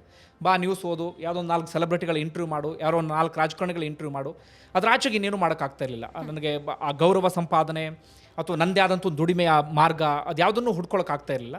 ಬಟ್ ಅದೊಂದು ಡಿಸಿಷನ್ ಇತ್ತಲ್ಲ, ಅವತ್ತು ತಗೊಂಡಂಥ ನಿರ್ಧಾರ, ಮಧ್ಯಾಹ್ನ 2 ಗಂಟೆ ಸುಮಾರಿಗೆ ತಗೊಂಡಂಥ ನಿರ್ಧಾರ, ಅದು ಬದುಕನ್ನು ಈ ಕಡೆಗೆ ಹೊರಳಿಸ್ಬಿಡ್ತು. ಬದುಕು ಸಂಪೂರ್ಣವಾಗಿ ಬದಲಾಗ್ಬಿಡ್ತು. ಹಣಕಾಸಿನ ವಿಚಾರದಲ್ಲಿ, ಆರ್ಥಿಕವಾದಂಥ ಸ್ಥಿರತೆಯ ವಿಚಾರದಲ್ಲಿ, ಗೌರವ ಸಂಪಾದನೆ ವಿಚಾರದಲ್ಲಿ, ನನ್ನದು ಅನ್ನುವಂಥ ಒಂದು ಆತ್ಮವಿಶ್ವಾಸ ತುಂಬೋ ವಿಚಾರದಲ್ಲಿ, ನನಗೆ ನಾನು ಬಾಸ್ ಆಗೋ ವಿಚಾರದಲ್ಲಿ, ಎಲ್ಲವೂ ಕೂಡ ಬದುಕು ಒಂದು ಹಂತಕ್ಕೆ ಬದಲಾಗ್ಬಿಡ್ತು ಈ ಥರ್ಡ್ ಐ ಕನ್ನಡದಿಂದ. ಓಕೆ. ಸೊ ನೀವೀಗ ದಿಗ್ವಿಜಯ ನ್ಯೂಸ್ ಬಿಡೋ ಹೊತ್ತಿಗೆ ನಿಮ್ಮ ಒಂದು ಚಾನೆಲ್ ಒಂದು ಲೆವೆಲ್ಗೆ ಹೋಗಿತ್ತು ಅಂತ ಹೇಳಿದ್ರೆ, ಸೊ ಆಗ ನೀವು ದಿಗ್ವಿಜಯ ನ್ಯೂಸ್ ಚಾನೆಲ್ನ ಆ ಒಂದು ಸಂಬಳನ ನೀವು ಮೈನ್ ಸೋರ್ಸ್ ಆಗಿ ಕ್ಯಾಲ್ಕುಲೇಟ್ ಮಾಡ್ತಾ ಇದ್ರು, ಅಥವಾ ನಿಮ್ಮ ಯೂಟ್ಯೂಬ್ ಚಾನೆಲ್ ಮೈನ್ ಸೋರ್ಸ್ ಆಗಿತ್ತು? ಯಾವ್ದು ಸೈಡ್ ಇನ್ಕಮ್ ಆಗಿತ್ತು? ನನಗೆ ಆಗ ಟೈಮಲ್ಲಿ ನನಗೆ ನ್ಯೂಸ್ ಚಾನಲ್ದೇ ಸೈಡ್ ಇನ್ಕಮ್ ಆಗಿಬಿಟ್ಟಿತ್ತು. ಓಕೆ. ಅಂದರೆ ನಾನು ಪ್ರತಿಯೊಬ್ಬರಿಗೆ ಇನ್ನೊಂದು ಮಾತು ಹೇಳ್ತೀನಿ, ದಯವಿಟ್ಟು ಯಾರಾದರೂ ಯೂಟ್ಯೂಬ್ ಚಾನಲ್ನ ಶುರು ಮಾಡುವಂಥವ್ರಿದ್ರೆ ಹಣವನ್ನು ತಲೆ ಇಟ್ಕೊಂಡು ದಯವಿಟ್ಟು ಶುರು ಮಾಡಬೇಡಿ. ಅದನ್ನು ಹಣದ ಮಾರ್ಗ ಅಂದ್ಕೊಳ್ಬೇಡಿ, ಅದನ್ನೊಂದು ಬಿಸ್ನೆಸ್ ಮಾರ್ಗ ಅಂದ್ಕೊಳ್ಬೇಡಿ. ನೀವು ಬಿಸ್ನೆಸ್ ಮಾಡಬೇಕು, ಹಣ ಮಾಡಬೇಕು ಅಂತಿದ್ರೆ ಬೇಕಾದಷ್ಟು ವೇದಿಕೆಗಳಿದ್ದಾವೆ, ಏನು ಬೇಕಾದರೂ ಮಾಡ್ಬೋದು. ಹಾಗಂದ್ರೆ ಮಾತ್ರ ಇಲ್ಲ ಹಣ ಬರೋದಿಲ್ಲ ಅಂತ ಹೇಳ್ತಾ ಇಲ್ಲ. ಅದನ್ನು ನೀವು ಶುರು ಮಾಡುವಂಥ ಸಂದರ್ಭದಲ್ಲಿ ಹಣದ ಉದ್ದೇಶವನ್ನು ದಯವಿಟ್ಟು ಇಟ್ಕೊಳಕ್ಕೆ ಹೋಗಬೇಡಿ. ಜನಕ್ಕೇನೋ ಒಂದು ಕಂಟೆಂಟ್ ಕೊಡ್ತಾ ಇದ್ದೀನಿ, ಜನಕ್ಕೇನೋ ನಾನು ತಲುಪಿಸೋ ಕೆಲಸ ಮಾಡ್ತಾ ಇದ್ದೀನಿ, ಅಥವಾ ಇದರಿಂದ ನನಗೇನೋ ಒಂದು ಆತ್ಮವಿಶ್ವಾಸ ಸಿಗ್ತಾ ಇದೆ ಅಥವಾ ಆತ್ಮಗೌರವ ಸಿಗ್ತಾ ಇದೆ ಅಂದರೆ ಆ ಉದ್ದೇಶದಿಂದ ಶುರು ಮಾಡಿ. ಇಲ್ಲ ನಾನು ಹಣ ಮಾಡೋದಕ್ಕೆ ಯೂಟ್ಯೂಬ್ ಮಾಡ್ತೀನಿ ಅಂದಾಗ ನನ್ನ ಮೈಂಡ್ ಕರಪ್ಟ್ ಆಗೋಕ್ಕೆ ಶುರು ಆಗ್ಬಿಡುತ್ತೆ. ಏನೋ ಯಾವುದಾದ್ರು ಒಂದಷ್ಟು ಆ್ಯಡ್ಗಳನ್ನು ತಗೊಳ್ಳೋಣ, ಜನರು ದಿಕ್ಕು ತಪ್ಪಿಸೋಣ, ದುಡ್ಡು ಬರಬೇಕು, ಜನರು ದಿಕ್ಕು ತಪ್ಪಿಸೋಣ ಅಂಥದ್ದೆಲ್ಲವೂ ಕೂಡ ಶುರುವಾಗ್ಬಿಡುತ್ತೆ. ಅದರ ಪರಿಣಾಮವೇ ಈ ಬೆಟ್ಟಿಂಗ್ ಆ್ಯಪ್ಗಳನ್ನು ಪ್ರಮೋಟ್ ಮಾಡೋದು, ಅಥವಾ ಜನರ ದಿಕ್ ತಪ್ಪಿಸುವಂಥ ಒಂದಷ್ಟು ಇವುಗಳನ್ನ ಪ್ರಮೋಟ್ ಮಾಡೋದು ಅಂಥದ್ದೆಲ್ಲವೂ ಕೂಡ ಆಗ್ತಾ ಇದೆ. ಆ ಕಾರಣಕ್ಕಾಗಿ ನಾನು ಪ್ರತಿಯೊಬ್ಬರಿಗೂ ಹೇಳೋದು, ಹಣ ಮಾಡುವಂಥ ಉದ್ದೇಶದಿಂದ ಹೊರಗಡೆ ಬನ್ನಿ, ಅಥವಾ ಹಣ ಮಾಡುವಂಥ ಉದ್ದೇಶದಿಂದ ತಲೆಯಿಂದ ತೆಗೆದು ಹಾಕಿ. ನೀವು ಯಾವಾಗ ಪ್ರಾಮಾಣಿಕವಾಗಿ ಕೆಲಸವನ್ನು ಮಾಡೋದಕ್ಕೆ ಶುರು ಮಾಡ್ಕೊಳ್ತಿರೋ, ಪ್ರಾಮಾಣಿಕವಾಗಿ ಜನರಿಗೆ ಏನೋ ತಲುಪಿಸೋಕೆ ಶುರು ಮಾಡ್ಕೊಳ್ತಿರೋ, ಹಣ ಆಟೋಮೆಟಿಕ್ಲಿ ನಿಮ್ಮನ್ನು ಹುಡ್ಕೊಂಡು ಬರೋದಕ್ಕೆ ಶುರುವಾಗುತ್ತೆ. ಇದರಲ್ಲಿರಬೇಕು. ನಾನು ಈ ಯೂಟ್ಯೂಬ್ ಚಾನಲ್ ಶುರು ಮಾಡಿದಾಗ ನನಗೆ ಹಣದ ಉದ್ದೇಶ ಯಾವುದೂ ಕೂಡ ಇರಲಿಲ್ಲ. ದಿಗ್ವಿಜಯದಲ್ಲಿ ಒಂದು ಹಂತಕ್ಕೆ ಸ್ಯಾಲರಿ ಇತ್ತು ನನಗೆ, ಏನು ತೀರಾ ಕನಿಷ್ಠ ತೀರಾ ಇದಂತೇನೇ ಇರಲಿಲ್ಲ. ಆದರೆ ಭಾರಿ ಅದ್ಭುತ ಸ್ಯಾಲ್ರಿ ಅಂತಲ್ಲ, ಒಂದು ಲೆವೆಲ್ಗೆ ಇತ್ತು. ನಾನು ಬೆಂಗಳೂರಲ್ಲಿ ಆರಾಮಾಗಿ ಬದುಕು ಸಾಗಿಸ್ಬೋದು, ನನ್ನ ಕುಟುಂಬ ನಿರ್ವಹಣೆ ಮಾಡುವಂಥ ಸ್ಯಾಲ್ರಿ ಇತ್ತು. ಆದರೆ ಯೂಟ್ಯೂಬ್ ಶುರು ಮಾಡಿದಾಗ ನನಗೆ ಆರಂಭದಲ್ಲಿ ಗೊತ್ತಿರಲಿಲ್ಲ ಈ ರೀತಿಯಾಗಿ ಹಣ ಬರುತ್ತೆ ಎಲ್ಲ ಗೊತ್ತಿರಲಿಲ್ಲ. ಬಟ್ ನನಗೆ ಫಸ್ಟ್ ಮಂತ್ ಇನ್ಕಮ್ಮೇ ನನ್ನ ದಿಗ್ವಿಜಯದ ಒಂದು 2-3 ಪಟ್ಟು ಬಂದುಬಿಡ್ತು ನನಗೆ. ದಿಗ್ವಿಜಯ ಸ್ಯಾಲ್ರಿಯ 2-3 ಪಟ್ಟು ಬಂದುಬಿಡ್ತು ನನಗೆ ಮೊದಲ ನನ್ನ ಯೂಟ್ಯೂಬ್ ಇನ್ಕಮ್ಮೆ. ಸೆಕೆಂಡ್ ಮಂತಿಗೆ ಬರ್ತೀನಿ, ಅದಕ್ಕಿಂತ ಒಂದು ಸ್ವಲ್ಪ ರೈಸ್ ಆಗೋಕ್ಕೆ ಶುರುವಾಯಿತು. 3ನೇ ತಿಂಗಳಿಗೆ ಬರೋಕ್ಕೆ ಶುರುವಾದಾಗ ಇನ್ನೂ ರೈಸ್ ಆಗೋಕ್ಕೆ ಶುರುವಾಯಿತು. ನಾನಲ್ಲೇನೋ ಬೆಟ್ಟಿಂಗ್ ಆ್ಯಪ್ ಪ್ರಮೋಟ್ ಮಾಡ್ತಾ ಇರಲಿಲ್ಲ, ಇನ್ನೊಂದೇನು ಮಗದೊಂದು ಅದಂಥದ್ದೇನು ಕೂಡ ಮಾಡ್ತಾ ಇರಲಿಲ್ಲ. ಕೇವಲ ಈ ಕಂಟೆಂಟ್ ಮೂಲಕವೇ, ಆರ್ಗ್ಯಾನಿಕ್ ಕಂಟೆಂಟ್ ಮೂಲಕವೇ, ಅಥವಾ ನನ್ನ ಚಾನಲ್ ಇನ್ನೇನೋ ಬೇರೆ ರೀತಿ ಪ್ರಮೋಟ್ ಮಾಡೋದು ಅಂಥದ್ದೇನು ಮಾಡ್ತಾ ಇರಲಿಲ್ಲ. ಈ ಕಂಟೆಂಟ್ ಮೂಲಕವೇ ನನಗೆ ಹಣ ಬರೋದಕ್ಕೆ ಶುರುವಾಯಿತು. ಬರ್ತಾ ಬರ್ತಾ ಬರ್ತಾ ನನಗೆ ದಿಗ್ವಿಜಯ ನ್ಯೂಸ್ನ ಸ್ಯಾಲ್ರಿ ಹೆಂಗೆ ಅನ್ಸೋಕೆ ಶುರುವಾಗ್ಬಿಡ್ತು ಅಂದರೆ, ನಾನು ನೋಡ್ತಾನೆ ಇರಲಿಲ್ಲ. ನನಗೆ ಎಲ್ಲ ಆಫೀಸಲ್ಲಿ ಓಡಾಡ್ತಿರೋಲ್ಲ ಸ್ಯಾಲ್ರಿ ಆಯಿತಾ ಅಂದರೆ, ಇದನ್ನೇನೋ ಮತ್ತೆ ಬೆತ್ತತ್ಕೊಂಡ್ರೆ ಕಷ್ಟ, ಏನೋ ಅಹಂಕಾರದಿಂದ ಹೇಳ್ತಿದ್ದಾನೆ ಮತ್ತೊಂದು ಮಗದೊಂದು ಅಂತೇಳಿ ಇದರಲ್ಲ. ಬಟ್ ನಾನು ನೋಡ್ತಾನೆ ಇರಲಿಲ್ಲ. ನಂಗೆ ಯಾವಾಗ ದಿಗ್ವಿಜಯ ಸ್ಯಾಲ್ರಿ ಆಯಿತು, ಯಾವಾಗ ಬಂತು, ಯಾವಾಗ ಹೋಯ್ತು. ಇನ್ನೊಂದು ಅಕೌಂಟ್ ಇತ್ತು ದಿಗ್ವಿಜಯ, ಗೊತ್ತಲ್ಲ ಅಕೌಂಟ್. ಆ ಅಕೌಂಟ್ ನಾನು ಯಾವತ್ತೂ ನೋಡ್ದಾನೆ ಅಲ್ಲ, ಎಷ್ಟೋ ದಿನದವರೆಗೆ ನೋಡ್ದಾನೆ ಅಲ್ಲ ನಾನು. ಹಂಗಾಗ್ಬಿಟ್ಟಿತ್ತು. ಅಂದ್ರೆ ಕಂಪ್ಲೀಟ್ ಯೂಟ್ಯೂಬ್ ನನ್ನನ್ನು ಆರ್ಥಿಕವಾಗಿ ತೀರಾ ಗಟ್ಟಿಯಾಗಿ ನಿಲ್ಲಿಸ್ಬಿಟ್ಟಿತ್ತು. ದಿಗ್ವಿಜಯ ಬಿಡುವಷ್ಟರಲ್ಲಿ ನಾನು ಒಂದು ಹಂತಕ್ಕೆ ನಿಂತು ಬಿಟ್ಟಿದ್ದೆ. ಫಸ್ಟ್ ರೆವೆನ್ಯೂ ನೆನಪಿದೆಯಾ ಸರ್, ಎಷ್ಟು ಬಂದಿತ್ತು? ಒಂದು ಹಂತ ಬಂದಿತ್ತು. ನಾನು ಅದನ್ನು ರಿವೀಲ್ ಮಾಡೋದಕ್ಕೆ ಹೋಗ್ಬಿಟ್ರೆ ಒಂದಷ್ಟು ಜನ ಇನ್ನೇನೋ ಬೇರೆ ಬೇರೆ ರೀತಿಲಿ, ಯಾಕಂದ್ರೆ ಈಗ ಹೇಗಾಗ್ಬಿಟ್ಟಿದೆ ಅಂದ್ರೆ ಸೋಷಿಯಲ್ ಮೀಡಿಯಾ ಜಮಾನ, ನಾವು ಏನು ಹೇಳಿದ್ರು ಅದನ್ನು ತಿರ್ಚಿ ಮುರ್ಚಿ ಇನ್ನೊಂದು ಮಾಡಿ ಅದೆಲ್ಲ ಶುರು ಆಗ್ಬಿಡುತ್ತೆ. ಅಥವಾ ಕಮೆಂಟ್ಸ್ಗಳಲ್ಲಿ ಏನೇನೋ ಹೇಳೋಕೆ ಶುರು ಮಾಡ್ತಾರೆ. ಒಂದು ಹಂತ ಚೆನ್ನಾಗಿತ್ತು ನನಗೆ.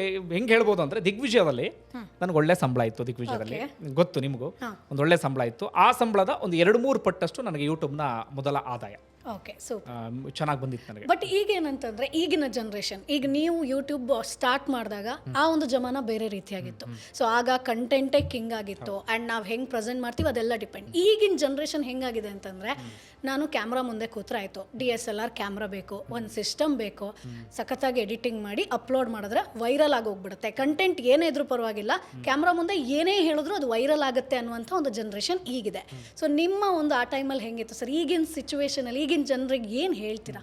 ಓಕೆ, ಈಗ ಅಂದರೆ ತುಂಬ ಬದಲಾಗ್ಬಿಟ್ಟಿದೆ. ನಾವು ಯೂಟ್ಯೂಬ್ ಶುರು ಮಾಡೋ ಸಂದರ್ಭದಲ್ಲಿ ನನ್ನ ರೀತಿಯಲ್ಲೇ ತುಂಬ ಜನಕ್ಕೆ ಯೂಟ್ಯೂಬ್ ಅಂದರೆ ಏನು ಅಂತ ಗೊತ್ತಿರಲಿಲ್ಲ. ಯೂಟ್ಯೂಬ್ನಲ್ಲಿ ದುಡ್ಡು ಬರುತ್ತೆ ಅನ್ನೋದು ಗೊತ್ತಿರಲಿಲ್ಲ. ಯೂಟ್ಯೂಬ್ ಒಂದು ವೇದಿಕೆ ಅನ್ನೋದು ಗೊತ್ತಿರಲಿಲ್ಲ. ಆಗಷ್ಟೇ ನಿಧಾನಕ್ಕೆ ಬೆಳೀತಾ ಇದ್ದ ಹಂತ ಅದು. ಈಗ ನಂತರನೇ ಕೆಲವು ಚಾನಲ್ಗಳು ಮಾತ್ರ ಆಗ ಇದು ಮಾಡ್ತಾ ಇದ್ದು. ಆದರೆ ಈಗ ಏನಾಗ್ಬಿಟ್ಟಿದೆ ಅಂದರೆ, ಕಾಲಘಟ್ಟ ಬದಲಾಗ್ಬಿಟ್ಟಿದೆ. ಯೂಟ್ಯೂಬ್ ತುಂಬ ಪೀಕ್ಗೆ ಬಂದುಬಿಟ್ಟಿದೆ. ಚಾನಲ್ಗಳು ಸಾವಿರಾರು ಆಗಿಬಿಟ್ಟಿದೆ. ಆ ಸಾವಿರಾರದಲ್ಲಿ ನಿಂತ್ಕೊಂಡಿದ್ದ ಚಾನಲ್ ಒಂದು 10-20 ಚಾನಲ್ಗಳು ಮಾತ್ರ ನಿಂತ್ಕೊಂಡ್ಬಿಟ್ಟಿದೆ. ಈಗ ಈಗಲಿಗೂ ಬಹಳ ವ್ಯತ್ಯಾಸ ಇದೆ. ಈ ಹಿಂದೆ ಏನಾಗ್ಬಿಟ್ಟಿತ್ತು ಅಂದರೆ, ಯೂಟ್ಯೂಬಲ್ಲಿ ಏನು ಹಾಕಿದ್ರು ಜನ ನೋಡೋರಾಗ ಹಂಗಂತ ಎಲ್ಲ ಕ್ಲಿಕ್ ಆಗಬೇಕಿತ್ತು, ಆ ಥರನೂ ಅಲ್ಲ. ಆದರೆ ಒಂದು ಹಂತದ ಕಂಟೆಂಟ್ಗಳನ್ನ ಜನ ರಿಸೀವ್ ಮಾಡ್ತಾ ಇದ್ರು, ಸತ್ಯ ಅಂತ ನಂಬಿಡ್ತಾ ಇದ್ರು, ಜನ ಅದನ್ನು ರಿಸೀವ್ ಮಾಡೋದಕ್ಕೆ ರೆಡಿ ಇದ್ರು. ಆದರೆ ಈಗ ಹಾಗಿಲ್ಲ, ಈಗ ಬದಲಾಗಿ ಹೋಗಿಬಿಟ್ಟಿದೆ. ನನ್ನ ಚಾನಲ್ ಒಂದಂತಹ ಏನೋ ಒಂದು ಕಂಟೆಂಟನ್ನು ಹಾಕಿದಾಗ ಸತ್ಯನ ಸುಳ್ಳ ಅಂತ ತಿಳ್ಕೊಳಕ್ಕೆ ಇನ್ನೊಂದು ಚಾನಲ್ ಕಂಟೆಂಟ್ ಜನ ನೋಡ್ತಾರೆ. ಅದು ಸುಳ್ಳು ಅಂತ ಹಾಗಿದ್ರೆ ಇನ್ನೊಂದು ಯಾವುದೋ ಜೆನ್ಯೂನ್ ಕೆಲಸ ಮಾಡ್ತಿರುವಂಥ ಚಾನಲ್ ಇನ್ನೊಂದು ನೋಡೋಕೆ ಶುರು ಮಾಡ್ಕೊಳ್ತಾರೆ. ನಾನೇನೋ ಬಂದು ಕ್ಯಾಮ್ರಾ ಮುಂದೆ ಬಂದು ಬಾಯ್ ಬಡ್ಕೋತೀನಿ, ಏನೋ ಬಡಬಡ ಅಂತೀನಿ, ಏನೋ ಕೊಟ್ಟು ಹೋಗ್ಬಿಡ್ತೀನಿ ಅಂದರೆ ಸಾಧ್ಯವೇ ಇಲ್ಲ.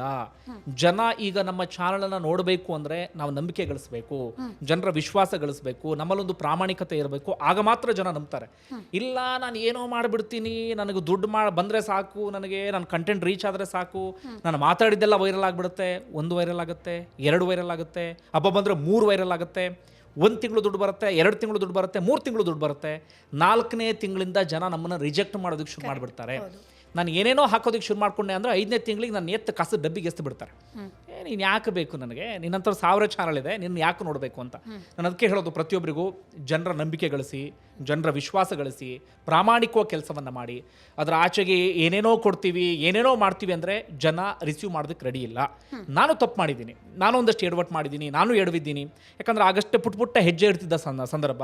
ಆಗೇನೂ ಕೂಡ ಗೊತ್ತಿರಲಿಲ್ಲ ನನಗೆ, ಯಾರು ಸಲಹೆ ಕೊಡೋರು ಇರಲಿಲ್ಲ, ಅಥವಾ ಯಾರಿಂದಲೂ ಸರಿಯಾದ ರೀತಿಯಲ್ಲಿ ಮಾರ್ಗದರ್ಶನ ಅಂಥದ್ದೇನೂ ಕೂಡ ಇರಲಿಲ್ಲ. ನಾನು ಎಡವಿದ್ದೀನಿ, ನಾನು ತಪ್ಪು ಮಾಡಿದ್ದೀನಿ, ನನ್ನಲ್ಲೂ ಕಂಟೆಂಟ್ಗಳು ವ್ಯತ್ಯಾಸ ಆಗಿದೆ, ಇಂಥದ್ದೆಲ್ಲವೂ ಕೂಡ ಆಗಿದೆ. ಅದರ ಒಂದು ಹಂತಕ್ಕೆ ನನಗೆ ಗೊತ್ತಾದ ಬಳಿಕ, ಅಂದರೆ ಯೂಟ್ಯೂಬ್ ಒಂದು ಒಳ್ಳೆ ವೇದಿಕೆ ಅಂತ ಗೊತ್ತಾದ ಬಳಿಕ ನಾನು ಅದರಲ್ಲಿ ಜನರ ಒಂದು ನಂಬಿಕೆ, ಪ್ರಾಮಾಣಿಕತೆ ಅದೆಲ್ಲವನ್ನು ಕೂಡ ಗಳಿಸುವಂಥ ಪ್ರಯತ್ನ ಮಾಡ್ತೀನಿ. ಆ ಕಾರಣಕ್ಕಾಗಿ ಹೇಳೋದು, ನೀವು ಏನೇನೋ ಮಾಡ್ತೀರಿ ಅಂದ್ಬಿಟ್ರೆ ಸಾಧ್ಯ ಆಗೋದಿಲ್ಲ. ಹಾಗೆ ಇನ್ನೊಂದು ಸಲಹೆ ನಾನು ಎಲ್ರಿಗೂ ಕೊಡೋದಂದರೆ, ಈಗ ತುಂಬ ಜನ ಏನಾಗ್ಬಿಡುತ್ತೆ ಅಂದರೆ, ನಂದು ಥರ್ಡ್ ಐ ಕನ್ನಡ ಚಾನಲ್, ಈಗ ನಾವೇನು ಮಾಡ್ತಾ ಇದ್ದೀವಿ, ನ್ಯೂಸ್ ಕಂಟೆಂಟ್ ಕೊಡ್ತಾ ಇದ್ದೀವಿ, ಒಂದು ಹಂತಕ್ಕೆ ರೀಚ್ ಆಗ್ತಾ ಇದೆ, ಒಂದಷ್ಟು ವೀಡಿಯೋಗಳು ಮಿಲಿಯನ್ ರೀಚ್ ಆಗ್ತಿದ್ದಾವೆ, ಇಂಥದ್ದೆಲ್ಲ ಹೋಗುತ್ತೆ. ನನಗೆ ಪ್ರತಿದಿನದ ವ್ಯೂಸೇ ನಂದು 1 ಮಿಲಿಯನ್ ಮೇಲೆ ಆ ಥರ ಎಲ್ಲ ಹೋಗ್ತಾ ಇರುತ್ತಲ್ಲ, ಆಗ ತುಂಬ ಜನ ಅಂದ್ಕೊಂಡ್ಬಿಡ್ತಾರೆ ನಾನು ನ್ಯೂಸ್ ಮಾಡಿಬಿಟ್ರೆ ನಾನು ಕ್ಲಿಕ್ ಆಗಿಬಿಡ್ಬೋದು, ಹೌದು, ಕರೆಕ್ಟ್, ನಾನು ಅವನ ರೀತಿಯಲ್ಲೇ ಹೋಗ್ಬಿಡೋಣ, ನಾನು ಅದೇ ರೀತಿಯಲ್ಲಿ ಕಾಪಿ ಮಾಡಿಬಿಡೋಣ ಅಂತೇಳಿ ದಯವಿಟ್ಟು ಹಾಗೆ ಮಾಡೋಕ್ಕೆ ಹೋಗಬೇಡಿ. ನಿಮ್ಮ ಸ್ಟ್ರೆಂತ್ ಏನಿದೆಯೋ ಅದನ್ನು ಮಾಡಿ.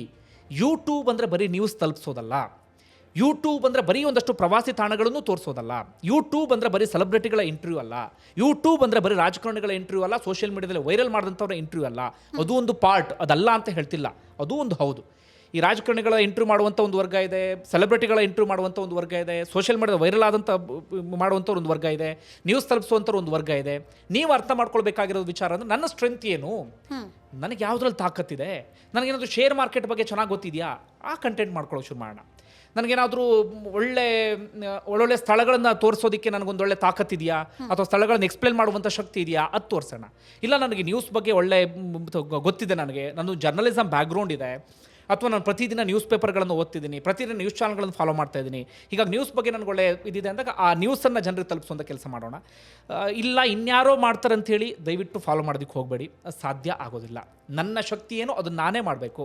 ನನಗೀಗ ನನ್ನ ಉದಾಹರಣೆ ತೊಗೊಳ್ಳೋದಾದರೆ, ನನಗೀಗ ಯಾವುದೊಂದಷ್ಟು ಸ್ಥಳಗಳನ್ನು ನೀಟಾಗಿ ತೋರಿಸಿ ತೀರಾ ಎಕ್ಸ್ಪ್ಲೇನ್ ಮಾಡೋಕ್ಕೆ ನಂಗೆ ಬರಲ್ಲ. ಅಂದರೆ ಕ್ಯಾಶುವಲ್ ಲ್ಯಾಂಗ್ವೇಜಲ್ಲಿ ಮಾತಾಡೋದು ನನಗೆ ಬರಲ್ಲ, ನನಗೆ ಅದಾಗಲ್ಲ. ಅಥವಾ ಇನ್ಯಾರೋ ಸೋಷಿಯಲ್ ಮೀಡಿಯಾದಲ್ಲಿ ವೈರಲ್ ಆದನ್ನು ಇಂಟರ್ವ್ಯೂ ಮಾಡೋದು ನನಗದು ಆಗಲ್ಲ. ನನ್ನ ತಾಕತ್ತಿರೋದೇನೆಂದ್ರೆ, ನಾನು ಜನರಿಗೆ ನ್ಯೂಸ್ ತಲುಪಿಸ್ತೀನಿ, ನ್ಯೂಸಿಗೆ ಸಂಬಂಧಪಟ್ಟವರ ಇಂಟರ್ವ್ಯೂ ಮಾಡ್ತೀನಿ, ಸಮಾಜದ ಒಂದು ಕೆಳವರ್ಗ ಅಂತಿರುತ್ತೆ ಅಥವಾ ತೀರಾ ಕಷ್ಟದಲ್ಲಿದ್ದಾರಲ್ಲ ಅವ್ರ ಕಷ್ಟವನ್ನು ಜನರಿಗೆ ತಲುಪಿಸ್ತೀನಿ. ಯಾಕಂದರೆ ಹಿಂದಿನಿಂದ ಮಾಡ್ಕೊಂಡು ಬಂದಿದ್ದೆ 10 ವರ್ಷದ ಜರ್ನಲಿಸಮ್ಮು. ಹೀಗಾಗಿ ನಾನು ಆ ಜರ್ನಲಿಸಮಲ್ಲಿ ನನಗೆ ಆ ಶಕ್ತಿ ಇದೆ, ಈ ಕಾರಣಕ್ಕೆ ಅದು ಮಾಡಬಲ್ಲೆ. ಅದರ ಆಚೆಗೆ ನಾನು ಇನ್ನೇನೋ ಬೇರೆ ಮಾಡ್ತೀನಿ ಅಂದರೆ ನನಗೆ ಸಾಧ್ಯ ಆಗೋದಿಲ್ಲ. ಈ ಕಾರಣಕ್ಕಾಗಿ ಪ್ರತಿಯೊಬ್ಬರಿಗೂ ನಾನು ಅದನ್ನೇ ಹೇಳೋದು, ಕಾಲ ಬದಲಾಗ್ತಾ ಇದೆ. ಅಂದರೆ ಈಗ ಯೂಟ್ಯೂಬ್ ಒಂದು ಬೇರೆ ಹಂತಕ್ಕೆ ಬಂದುಬಿಟ್ಟಿದೆ. ಜನ ಈಗ ಯೂಟ್ಯೂಬನ್ನು ತುಂಬ ಸೀರಿಯಸ್ ಆಗಿ ತಗೊಳ್ತಾ ಇದ್ದಾರೆ. ಹೀಗಾಗಿ ಯಾರೋ ಏನೋ ಮಾಡಿದ್ರು ಅಂಥೇಳಿ ಫಾಲೋ ಮಾಡೋಕ್ಕೆ ಹೋಗಬೇಡಿ, ಅಥವಾ ಇನ್ಯಾರದ್ದೋ ಬೇರೆ ಶಕ್ತಿ ಇರುತ್ತೆ, ನನ್ನಲ್ಲೂ ಅದು ಇದೆ ಅಂಥೇಳಿ ನೀವು ಸುಮ್ಮನೆ ಏನೋ ಮಾಡೋಕ್ಕೆ ಹೋಗಬೇಡಿ. ನಿಮ್ಮ ಸ್ಟ್ರೆಂತ್ ಏನು, ನಿಮ್ಮ ಶಕ್ತಿ ಏನು, ಅದನ್ನು ಅರ್ಥ ಮಾಡ್ಕೊಳ್ಳಿ. ನಾವು ಕಂಟೆಂಟು ಕೊಡಬೇಕು ಅಂತಿದ್ರೆ ಸಾವಿರ ಕಂಟೆಂಟ್ ಇದೆ, ಏನು ಬೇಕಾದರೂ ಕೊಡ್ಬೋದು. ಯಾವುದೋ ಒಂದು ಫೋನ್ ಬಗ್ಗೆ ಎಕ್ಸ್ಪ್ಲೇನ್ ಮಾಡ್ತೀನಿ ಅಂತ ಇಟ್ಕೊಳ್ಳಿ, ಅದೊಂದು ಒಳ್ಳೆ ಕಂಟೆಂಟ್. ನನಗೆ ಫೋನ್ ಬಗ್ಗೆ ಒಳ್ಳೆ ಗೊತ್ತಿದೆ ಅಂದರೆ ಫೋನ್ ಬಗ್ಗೆ ನೀಟಾಗಿ ಎಕ್ಸ್ಪ್ಲೇನ್ ಮಾಡ್ಕೊಂಡು ಹೋಗೋಣ. ಇಲ್ಲ ನಮ್ಗೆ ಯಾವ ಶಕ್ತಿ ಇದೆ ಅದನ್ನು ಮಾಡ್ಕೊಂಡು ಹೋಗಬೇಕು ಅನ್ನೋದು ನನ್ನೊಂದು ಸಲಹೆ ಯೂಟ್ಯೂಬ್ ಮಾಡುವಂಥವ್ರಿಗೆ.